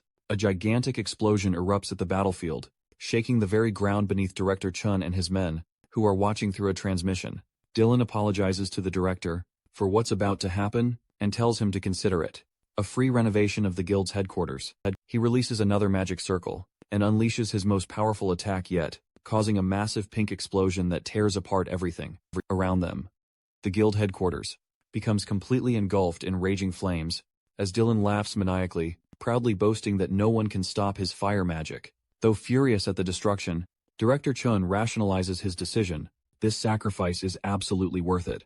If this attack takes out the MC, claiming the building is now utterly irrelevant. Eugene nervously notes how the flames are melting concrete, and that even their master might find this assault utterly overwhelming. She's never witnessed fire on such an apocalyptic scale. Nuri, however, immediately takes charge, ordering everyone to evacuate the survivors at once, because the next clash will be even more devastating, and only times can mitigate the impending damage. She assures them not to worry, insisting that their master would never succumb to such an attack. Meanwhile, the colossal pink explosion rages on, devouring the entire building whole, as its destructive power spreads relentlessly. Then, a swirling vortex of dark energy abruptly materializes, starting to ravenously consume all the scorching flames at once. Dylan is left utterly shocked and speechless, frantically demanding to know what's even happening. A calm, composed voice responds that the flames are impressive, for the paltry standards of this time's world. But to times him asterisk, such power is nothing more than basic. With a confident, almost arrogant smile, the MC declares his opponents still remain far beneath him. Dylan clenches his jaw, grinding his teeth in pure irritation, while Taehyung furiously summons a wicked spear, forged entirely from his potent dark magic. In an instant, the MC rockets forward and slams into Dylan with overwhelming, brutal force. A colossal red explosion bursts forth, engulfing the battlefield. From a distance, the president of the Red Dragon Guild watches the entire spectacle unfold with utter terror. The MC's blazing crimson energy completely engulfs his opponent. Completely. The massive, red blast illuminates the distant city skyline, glowing fiercely against the darkening horizon. Meanwhile, a mysterious man and a fiery red-haired girl arrive at the scene and gravely examine the devastating aftermath. With a heavy sigh of disbelief, the man mutters, saying, "They seemingly arrived too late to witness the actual battle." Celine remarks there's nothing they could do even now, even if they'd rushed in earlier, but her partner replies that Taehyung won't be long, and they should prepare for the cleanup afterward. Back in the battle, Dylan, despite severe burns, he's miraculously survived, and now confronts our MC amidst the inferno, a furious expression etched onto his face, determined to fight on, no matter the cost. As he strides casually through the flames, Taehyung declares, "Your sweet revenge ends right here." Then, with a charming smile, he even asks if he should ease the tension with a little fun. Dylan, utterly enraged, can't believe the MC dares to underestimate him, and his immense physical strength. Yet Taehyung simply keeps advancing, completely unfazed by the outburst. When Dylan unleashes a blazing strike, Taehyung effortlessly raises a hand and blocks it, prompting Dylan to roar that such power isn't exclusive to times you asterisk. The blonde attacker then unfurls a burst of crimson and golden flames, creating a massive explosion as it slams into the MC, and mockingly asks how he's handling the attack. But he's utterly stunned to see Taehyung still standing, effortlessly holding the attack at bay. Praising Dylan for his quick adaptability, with a confident smile, Taehyung asks, "Is that times really times all you've got?"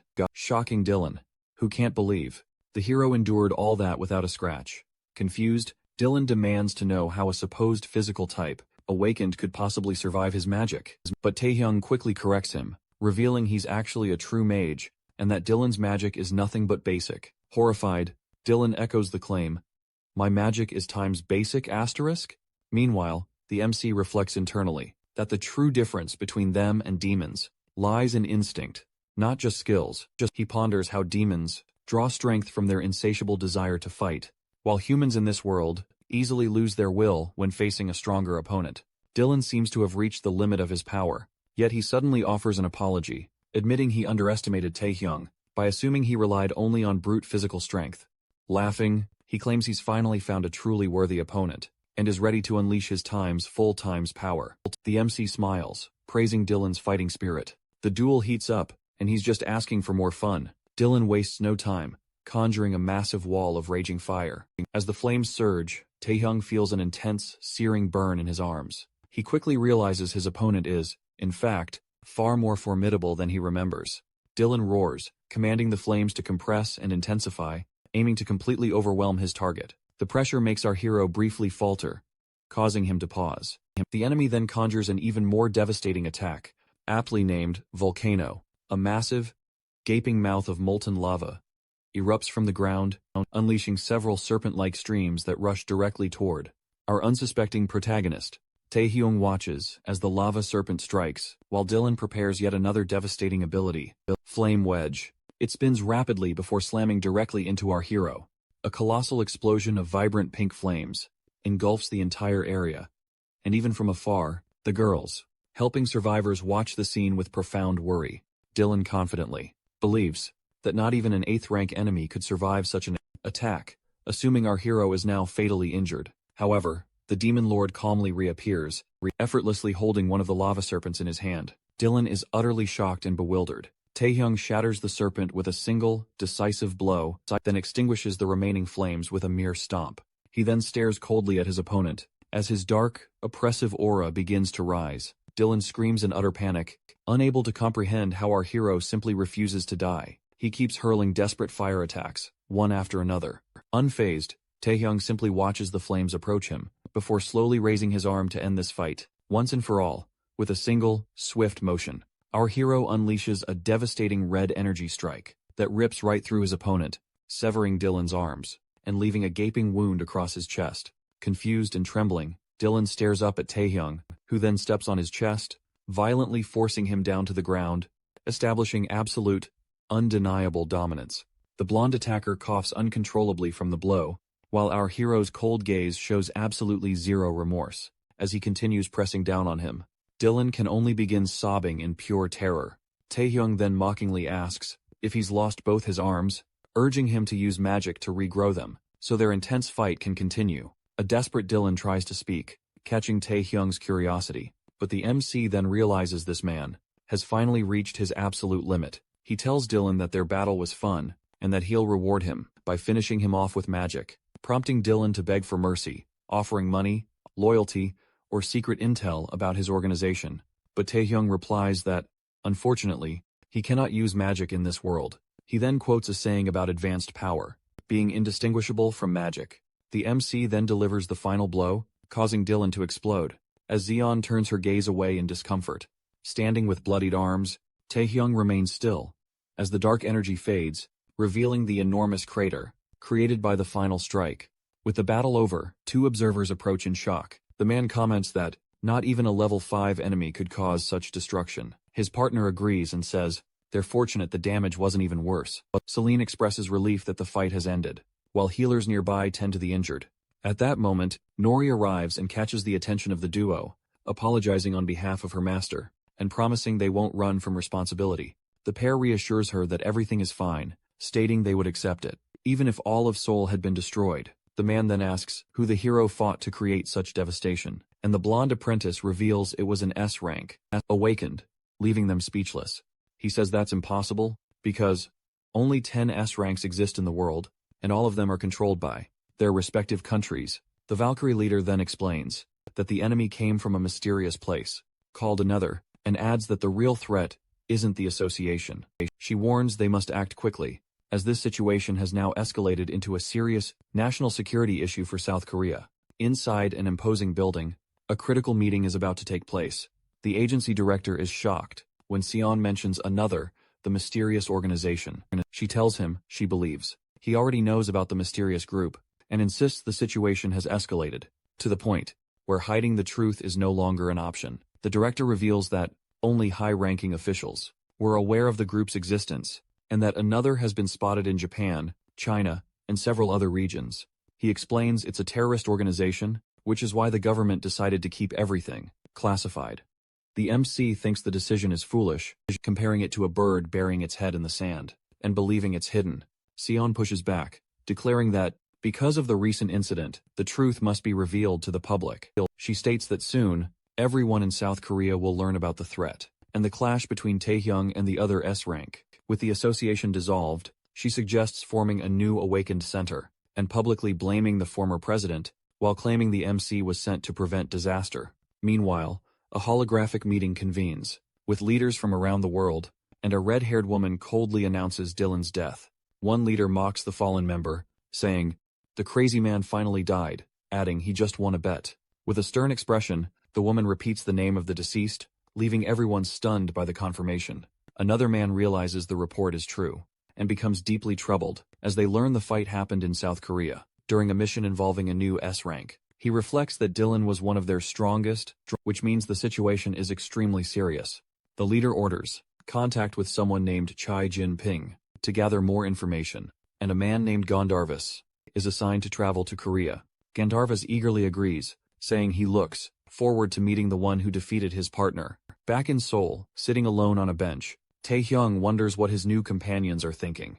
Seon then explains that a little tension is necessary to keep the group alert. She adds, however, that they didn't need to be so stiff at that moment. But the transformed dragon, Eugene, disagrees, claiming that the blonde apprentice can already handle several enemies alone. And changing the topic, Nori turns to the MC and asks him to choose a team name. This prompts Eugene to suggest Invincible, since their leader is clearly the strongest. Nori thinks for a moment and proposes the White Dragon team, but Eugene gets annoyed, asking if there's some mix-and-match dish of other guilds. Seon joins in and suggests the name Untouchables, explaining that it means no one can lay a hand on them. The girls quickly like the idea and agree on the name, officially forming Team Untouchables, and Taehyung gives a simple nod of approval. Suddenly, the entire group looks up at the sky in shock, as the portal begins expanding rapidly. The blonde apprentice immediately recognizes the situation, saying it's just like the department store incident.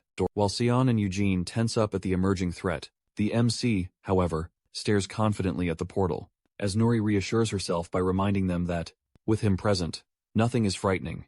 Inside the swirling black vortex, a pair of glowing red eyes appears, radiating malicious energy.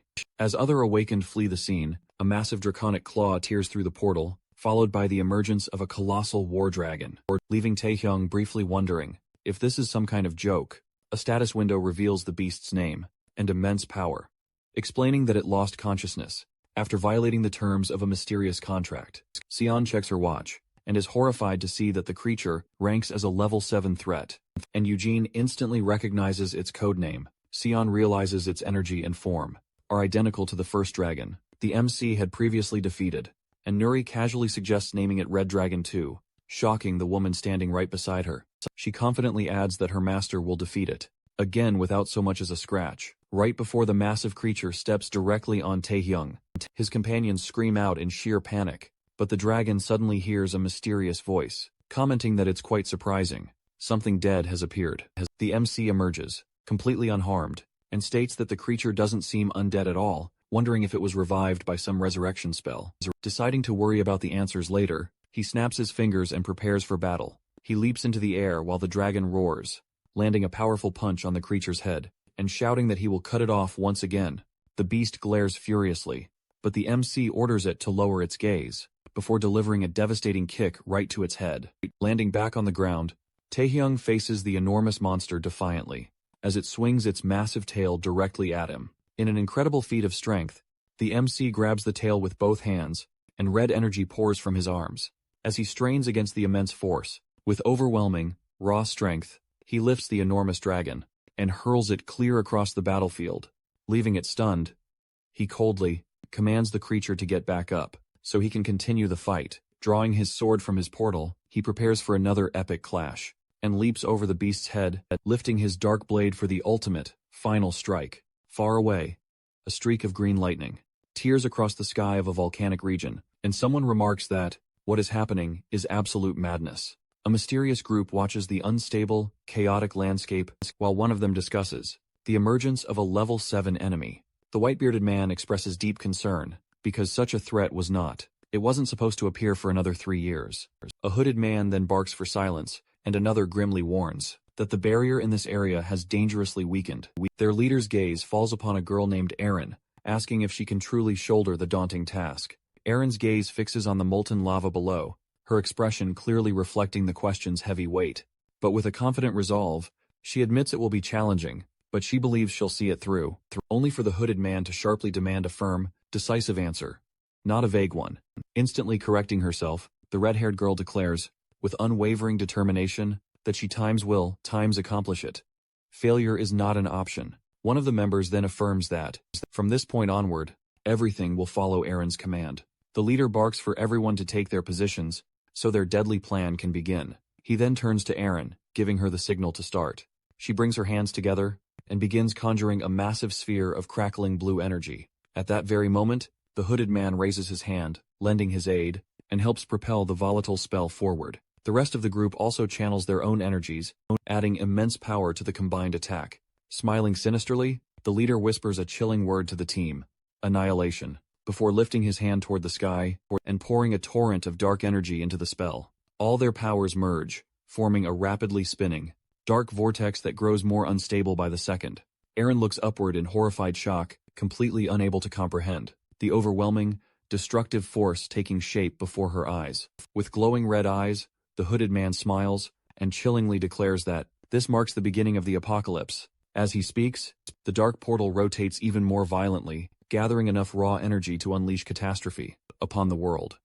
Back in the city, everything appears perfectly peaceful under the bright blue sky, until chaos suddenly erupts and terrified crowds flee, desperately shouting for help. A group of skilled hunters quickly detects the looming threat, and clocks it as a terrifying level 9 foe. Without a moment's notice, a sudden explosion sends the group flying. A boy in a gray hoodie lands safely, but instantly panics, wondering what just happened. Dark, twisted tentacles begin to erupt across the city, wreaking havoc everywhere they go. The boy spins around after sensing something close behind him, but reacts too late as a violent strike leaves a crimson trail across the ground. Meanwhile, at a bustling airport, officials announce that the awakened, from all corners of the world, will be gathering aboard a single plane. Taehyung gazes out the window and asks if the S-rank awakened will be joining them. His subordinate replies that at least 3 from both the United States and China are expected. Sion then approaches and informs her master that they've reached their destination, prompting him to stand as she coolly remarks that tensions between nations will be absolutely unavoidable. She wonders whether he'll remain calm amidst the impending chaos, while Nuri asks if that means Anderson, from the United States, will also be joining them, as well. Taehyung gives a slight, sideways smile, finding the entire situation rather amusing, and Nuri remembers the enemy is only ranked 9, confident that it won't be an issue at all, but he pats her head gently and reassures her that everything will be just fine. After leaving the plane, a man greets them and confirms if they are the awakened from Korea. Inside a waiting car, the driver says he'll explain the full situation. Sion finds it quite odd that a mere B rank awakened is controlling the flow of information. She begins to suspect the circumstances must be extremely dire indeed. As the car pulls away from the airport, the driver quickly explains that the enemy has been alternating between destruction and periods of rest for the past 10 days. He adds, there are already 30 B rank awakened and 12 A rank on site. He continues, saying 5 S rank awakened are also present, and that the United States, along with Russia and the United Kingdom, have all dispatched their strongest fighters. A confused Nori then asks if there are only supposed to be 4 heroes total, worldwide. But the guide just smiles and explains that major nations keep their most powerful forces hidden. After exiting the vehicle, the man clarifies that Rank B Awakeners will handle logistics, while Rank A Awakeners were chosen for healing and buffs. Taehyung calmly remarks that, naturally, the Rank S Awakeners will lead the assault. Inside another building, someone informs a man that the Korean Awakeners have arrived. The man who survived earlier incidents then asks if this now means 6 S-rank fighters are assembled. His companion confirms it. Irritated, the man mutters that he wanted to keep China's S-rank hidden. His companion then questions whether they truly need so many powerful Awakeners. With a sinister smile, the hooded man replies that perhaps even this won't be enough, confusing the younger man, who asks what he means. Suddenly, the hooded man looks horrified as he examines a bracelet that is barely containing an injury, despite its incredible ability to heal anything. The wounded Awakener explains that the damage was caused merely by the energy leaking from the monster.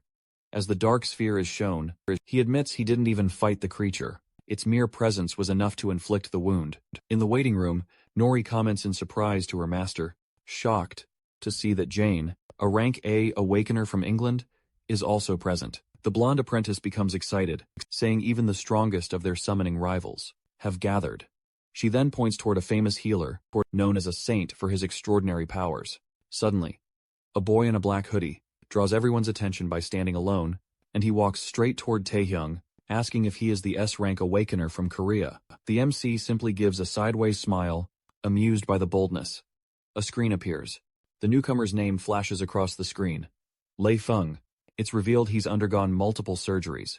Lei Feng turns with a sneer to another Awakener. Do you recognize me? He taunts. Nuri steps forward, demanding to know just who he is. With a stern expression, Lei Feng dismissively tells her to move aside, insisting he wants to speak directly with Taehyung. Meanwhile, the other Awakeners whisper amongst themselves, realizing this is China's newly risen S-rank hero. Someone approaches the 2 young men and asks what issue this rookie, Lei Feng, has with them. But the Chinese Awakener clicks his tongue dismissively and steps back. The hooded man then turns back to Taehyung, asking if he truly is Korea's S-rank, thinking to himself that the MC looks like a coward, before abruptly declaring, I have more important things to do. He adds that Korea won't be much help, and that stronger nations will be needed instead. This irritates Nuri, who mutters that none of them compare to her master. Taehyung simply glances back calmly, completely unfazed by the provocation. At that moment, his eyes shift toward another figure, and he studies the person intently. A screen reveals his name, Benjamin.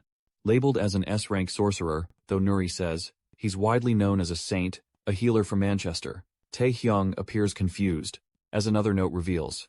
Benjamin is the servant of someone unknown. Taehyung wonders what that man's real identity is. Benjamin approaches and asks if the Korean hero needs something from him. Nuri excitedly reminds her master "This is the saint I mentioned earlier." The MC stares at him and asks directly if he's truly a saint-type healer, and Benjamin smiles, confirming he specializes in curing status. Taehyung smirks and says he initially mistook him for a wizard. This causes the healer's smile to instantly vanish. As he stares in shock, Benjamin awkwardly laughs and insists that healing magic doesn't exist, trying to cover his reaction. Nuri clarifies that only specific healing-type healers can mend wounds. And Taehyung, smirking, repeats back, "Healing magic isn't real at all." A nervous Benjamin forces out a strained laugh, then quickly makes his excuses and scurries off. Taehyung casually tells Nuri to just ignore him completely, shrugging off the strange encounter. Soon after, all the heroes assemble, as it's painfully clear the next battle is about to begin.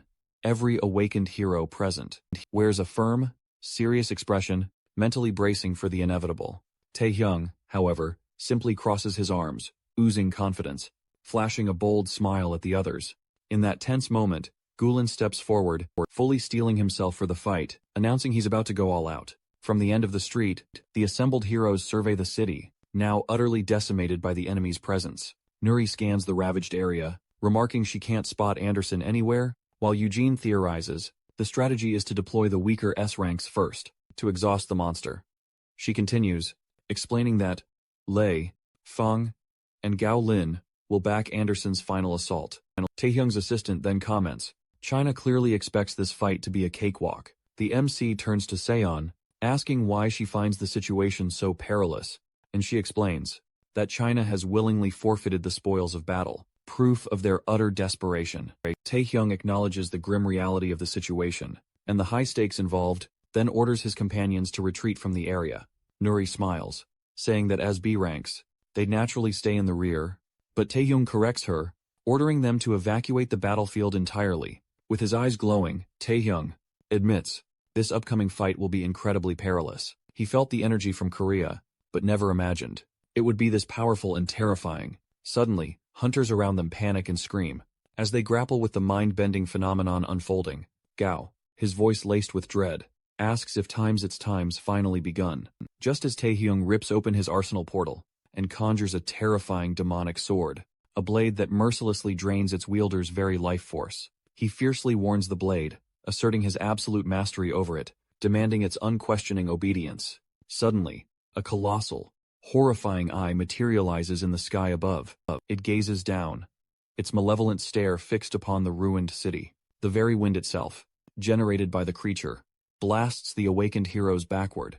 Yet, Taehyung alone remains unyielding, standing firm, his crimson sword gleaming, poised and ready. He roars, commanding all rank B awakened to retreat immediately. A hunter mutters, his voice laced with fear, that the enemy is far too powerful, then asks another if Taehyung can truly handle this. But the man reluctantly admits he's completely unsure. His companion then grimly clarifies that opponents are always ranked based on their power levels, and this enormous eye appears to belong to a royal-grade entity, making it, by all accounts, essentially undefeatable. The blonde awakener tries to pretend he didn't hear that devastating truth, and insists that despite everything stacked against them, he still truly believes they can win. So his friend, with a skeptical look, questions whether the sheer power difference isn't just overwhelmingly massive. Taehyung declares that this is precisely why they are here, but admits he absolutely cannot do it alone. Another hunter grimly remarks that even with all the other S ranks, the fight will still be unbelievably difficult, and asks about their strategy. At that very moment, Taehyung charges forward, entirely on his own, prompting someone to cry out, "He's insane!" Despite the overwhelming danger, the Korean hero hurtles toward the monstrous eye, his sword blazing with an ethereal glow. This inspires the blonde awakener to boldly raise his own weapon and shout for everyone to advance together. The hunters erupt with a surge of renewed excitement, highly motivated by the unexpected presence of Anderson, the strongest awakener in the entire world. As he fights alongside them, Anderson smirks, remembering the legendary man who had defeated him so effortlessly. Then, a holographic screen suddenly appears, warning that the colossal eye will now unleash its true power. For the ultimate, final battle, Taehyung admits that the creature undeniably possesses greater strength and endurance than even he does, revealing it was once a god in the flesh. Adorned with divinity, another screen warns him that the decadent fragment's divine power is dangerously unstable. With red energy surging around his arm, Taehyung prepares to strike, before launching himself skyward and delivering a devastating blow. With his crimson blade floating before the massive eye, he makes a disgusted face at the sight. Suddenly, black thorns burst from where his attack landed, and a screen identifies this as the Chain of Destruction. The thorns transform into small, shadowy monsters. As Taehyung lands on the ground and braces himself to face them, he leaps again, challenging the creatures and declaring, "We'll see who wins." Meanwhile, Anderson becomes surrounded by swarms of these newly formed monsters. With his shining sword, Anderson fights them off, but the creature's remnants evolve into Rank A enemies. Realizing the danger, he shouts for all Rank A Awakeners to advance. The hunters rally and prepare for battle, shouting for everyone to hold the line. As the new wave of monsters closes in, the MC floats in the air, dodging the barrage of dark attacks fired at him, countering with bursts of purple aura against the monsters emerging from the giant eye. A frustrated hunter complains that the Korean hero ruined the original plan, forcing them to deal with all the minions. Anderson cuts down several creatures and boasts that he is stronger than everyone there combined, prompting another blonde awakener to ask if anyone besides Taehyung can actually face the main creature head-on. From afar, Taehyung's companions watch helplessly, admitting they cannot intervene, but agreeing they must still protect the Rank B Awakeners. One girl tells the other to call for reinforcements, while Nuri prepares to act on the battlefield. One of the heroes becomes surrounded, grabbed by multiple monsters at once, unable to escape, as the creatures charge headfirst at Gao Lin Gao. Shocked by Taehyung's seemingly effortless fighting, he yells to Anderson, alarmed that the Korean Awakener is getting overwhelmed. Despite Taehyung's immense strength, the blonde hero suddenly realizes the Korean is beginning to feel the immense pressure of the battle. Anderson grows increasingly anxious, wondering what would happen if the protagonist were to fall. A black and red tentacle suddenly whips out and strikes Taehyung. He stares at his hand in horror. As the skin and muscle begin to rot away, the giant eye fixes its gaze directly at him, surrounded by a sinister, flame-like aura. Enraged, the demon lord unfurls his crimson wings and calls the monster a bastard. The creature unleashes the gaze of madness, but Taehyung stares right back without fear and unleashes his berserk mode. With glowing eyes, he charges straight for the eye, shouting, "He's already insane." As his attack connects, his strike hits the surface of the eye, but a magical barrier suddenly materializes, prompting Taehyung to hammer it repeatedly with his blade.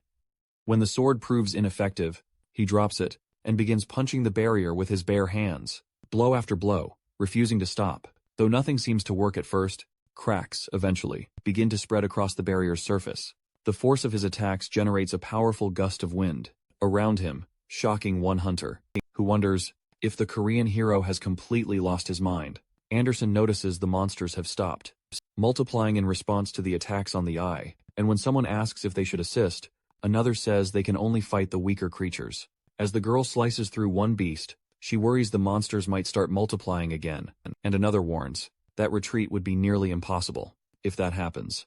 A brown-haired warrior then decides to join Taehyung on the front line, while the blonde awakener takes charge and orders everyone to adjust their movements according to the changing battlefield. Following their orders, the hunters push deep into the ruined city, reinforcing the front lines. Even after their relentless assault, Taehyung realizes the creature is far from defeated, noting the barrier still holds firm. Despite the cracks, Anderson prepares his own attack, unleashing his powerful wind cutter. A massive blade of energy rockets toward the barrier, but to his shock, the attack is completely nullified, vanishing without a trace. Taehyung turns to him, stating bluntly, "That attack was entirely useless." Another hunter rushes in, pummeling the monster's shell repeatedly, while someone else uses every ounce of strength to hurl a boulder, hoping to shatter its defense.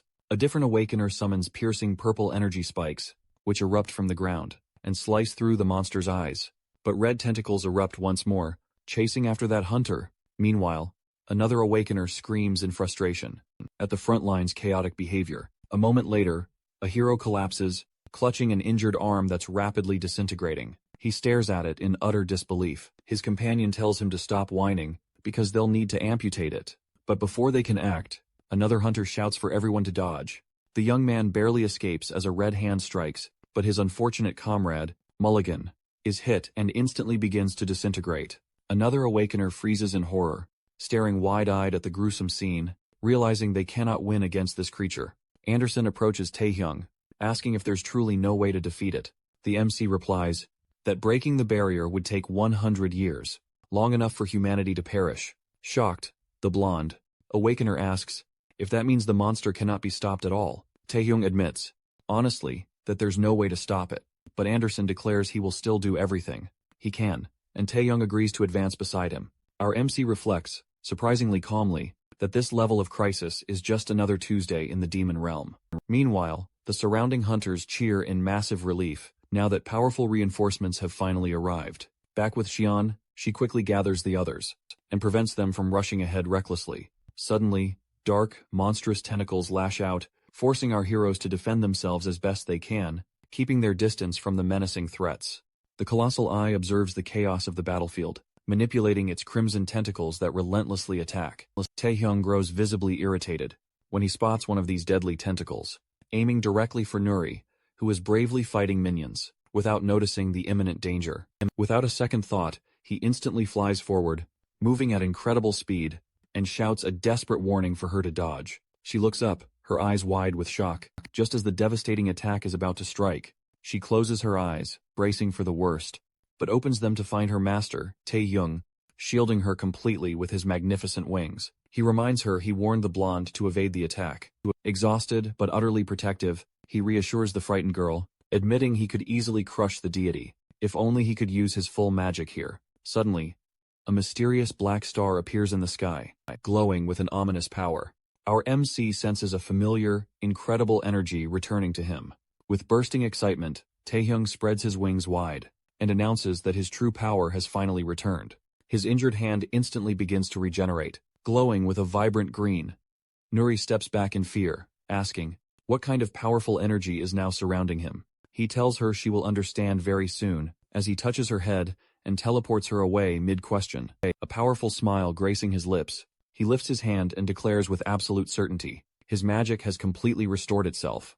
Meanwhile, the other hunters desperately try to escape the pursuing shadow tentacles, but the monstrous creatures catch up, beginning to envelop them. One awakener is brutally seized and torn apart, as the giant eye watches, utterly emotionless, while its terrifying minions ravage everything in sight. The surrounding heroes stare in abject horror, frozen and unable to decide what to do, as Anderson, defeated, drops his sword, surrounded by terrifying creatures, believing his end is near, but just then, he spots Taehyung whispering a single, crucial word. Teleport! He commands to his subordinate. One by one, the heroes on the brink of death vanish. The Valkyrie leader Lei Fong and Gao Lin, who was trapped inside a strange cocoon. Even Anderson, who had already accepted his grim fate, also disappears at the very last moment. Taehyung successfully teleports all the hunters to safety, leaving himself alone before the colossal eye god. He casually tells the creature it's quite strong, as vibrant green energy pulses around him. He prepares to face the surrounding horde of monsters, completely ignoring the lesser enemies. His attention fixates on the main creature, while a powerful green aura envelops him. He prepares to cast a spell called Eclipse, instantly darkening the sun overhead. Shadows spread as all dark creatures begin dissolving, screaming as magical flames devour them.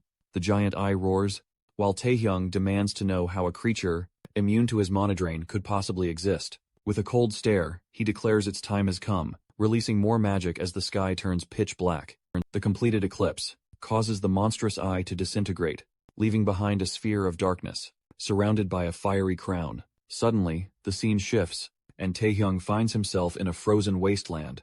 Beneath the darkened sky, a portal opens nearby, releasing all the teleported hunters into a safe area. Nuri shouts for her master, but quickly realizes he isn't there. Eugene also looks around in confusion. The blonde girl's companion asks where they are, and she replies, they were sent 100 kilometers away. Anderson anxiously asks where the Korean hero is, and Nuri admits, with fear that their master must still be at the battle site. One hunter panics, wondering aloud if Taehyung didn't survive. This angers Nuri, who points her sword at him. Anderson sternly warns the man to stop if he wants to remain part of the team. Nuri then apologizes, as he urges everyone to keep pushing forward. Anderson vividly recalls the MC healing himself with magic right before he teleported them away. Nuri then confirms he promised them they'd meet again very soon. Their leader is utterly confused, having always assumed Taehyung was a warrior, not a powerful mage. A short-haired woman insists they must return to the battlefield, asking if there's any possible way. Gao Lin replies that helicopters are already en route, and he fully intends to use them. The girls politely bow and request to join him, hoping to check on their master's condition. Gao Lin readily agrees, stating a strong ally is always beneficial. Elsewhere, a mysterious hooded man observes the devastation, acknowledging that what he sees is indeed true magic. As he gazes at the ominous eclipse overhead, Aaron approaches him, reporting, "Chaos has erupted across China. We must identify the mage, capable of resisting the great magic unleashed there." The man orders them to immediately contact Benjamin and ascertain this mage's true intentions. Aaron then asks about Ganharva's reaction, explaining that he's absolutely furious with the Korean hero for interfering with his crucial mission. But the hooded leader simply orders him to wait because China's situation has already been resolved back at the battlefield. The sky clears, and Taehyung commands someone hiding to reveal themselves. A small, masked shadow creature appears and kneels before him, respectfully addressing him as its king. Taehyung tells the loyal servant to lift its head, then asks where the others are. But the creature admits it only sensed the protagonist's presence. Understanding the dire situation, Taehyung orders his servant to open a gate immediately. The creature obeys, summoning a swirling portal of darkness that erupts from the ground before the MC. Without hesitation, Taehyung is pulled inside, traveling through a dizzying tunnel of swirling purple energy before emerging into a grand, golden-designed throne room, where the MC casually appears, seated on the throne with his legs crossed.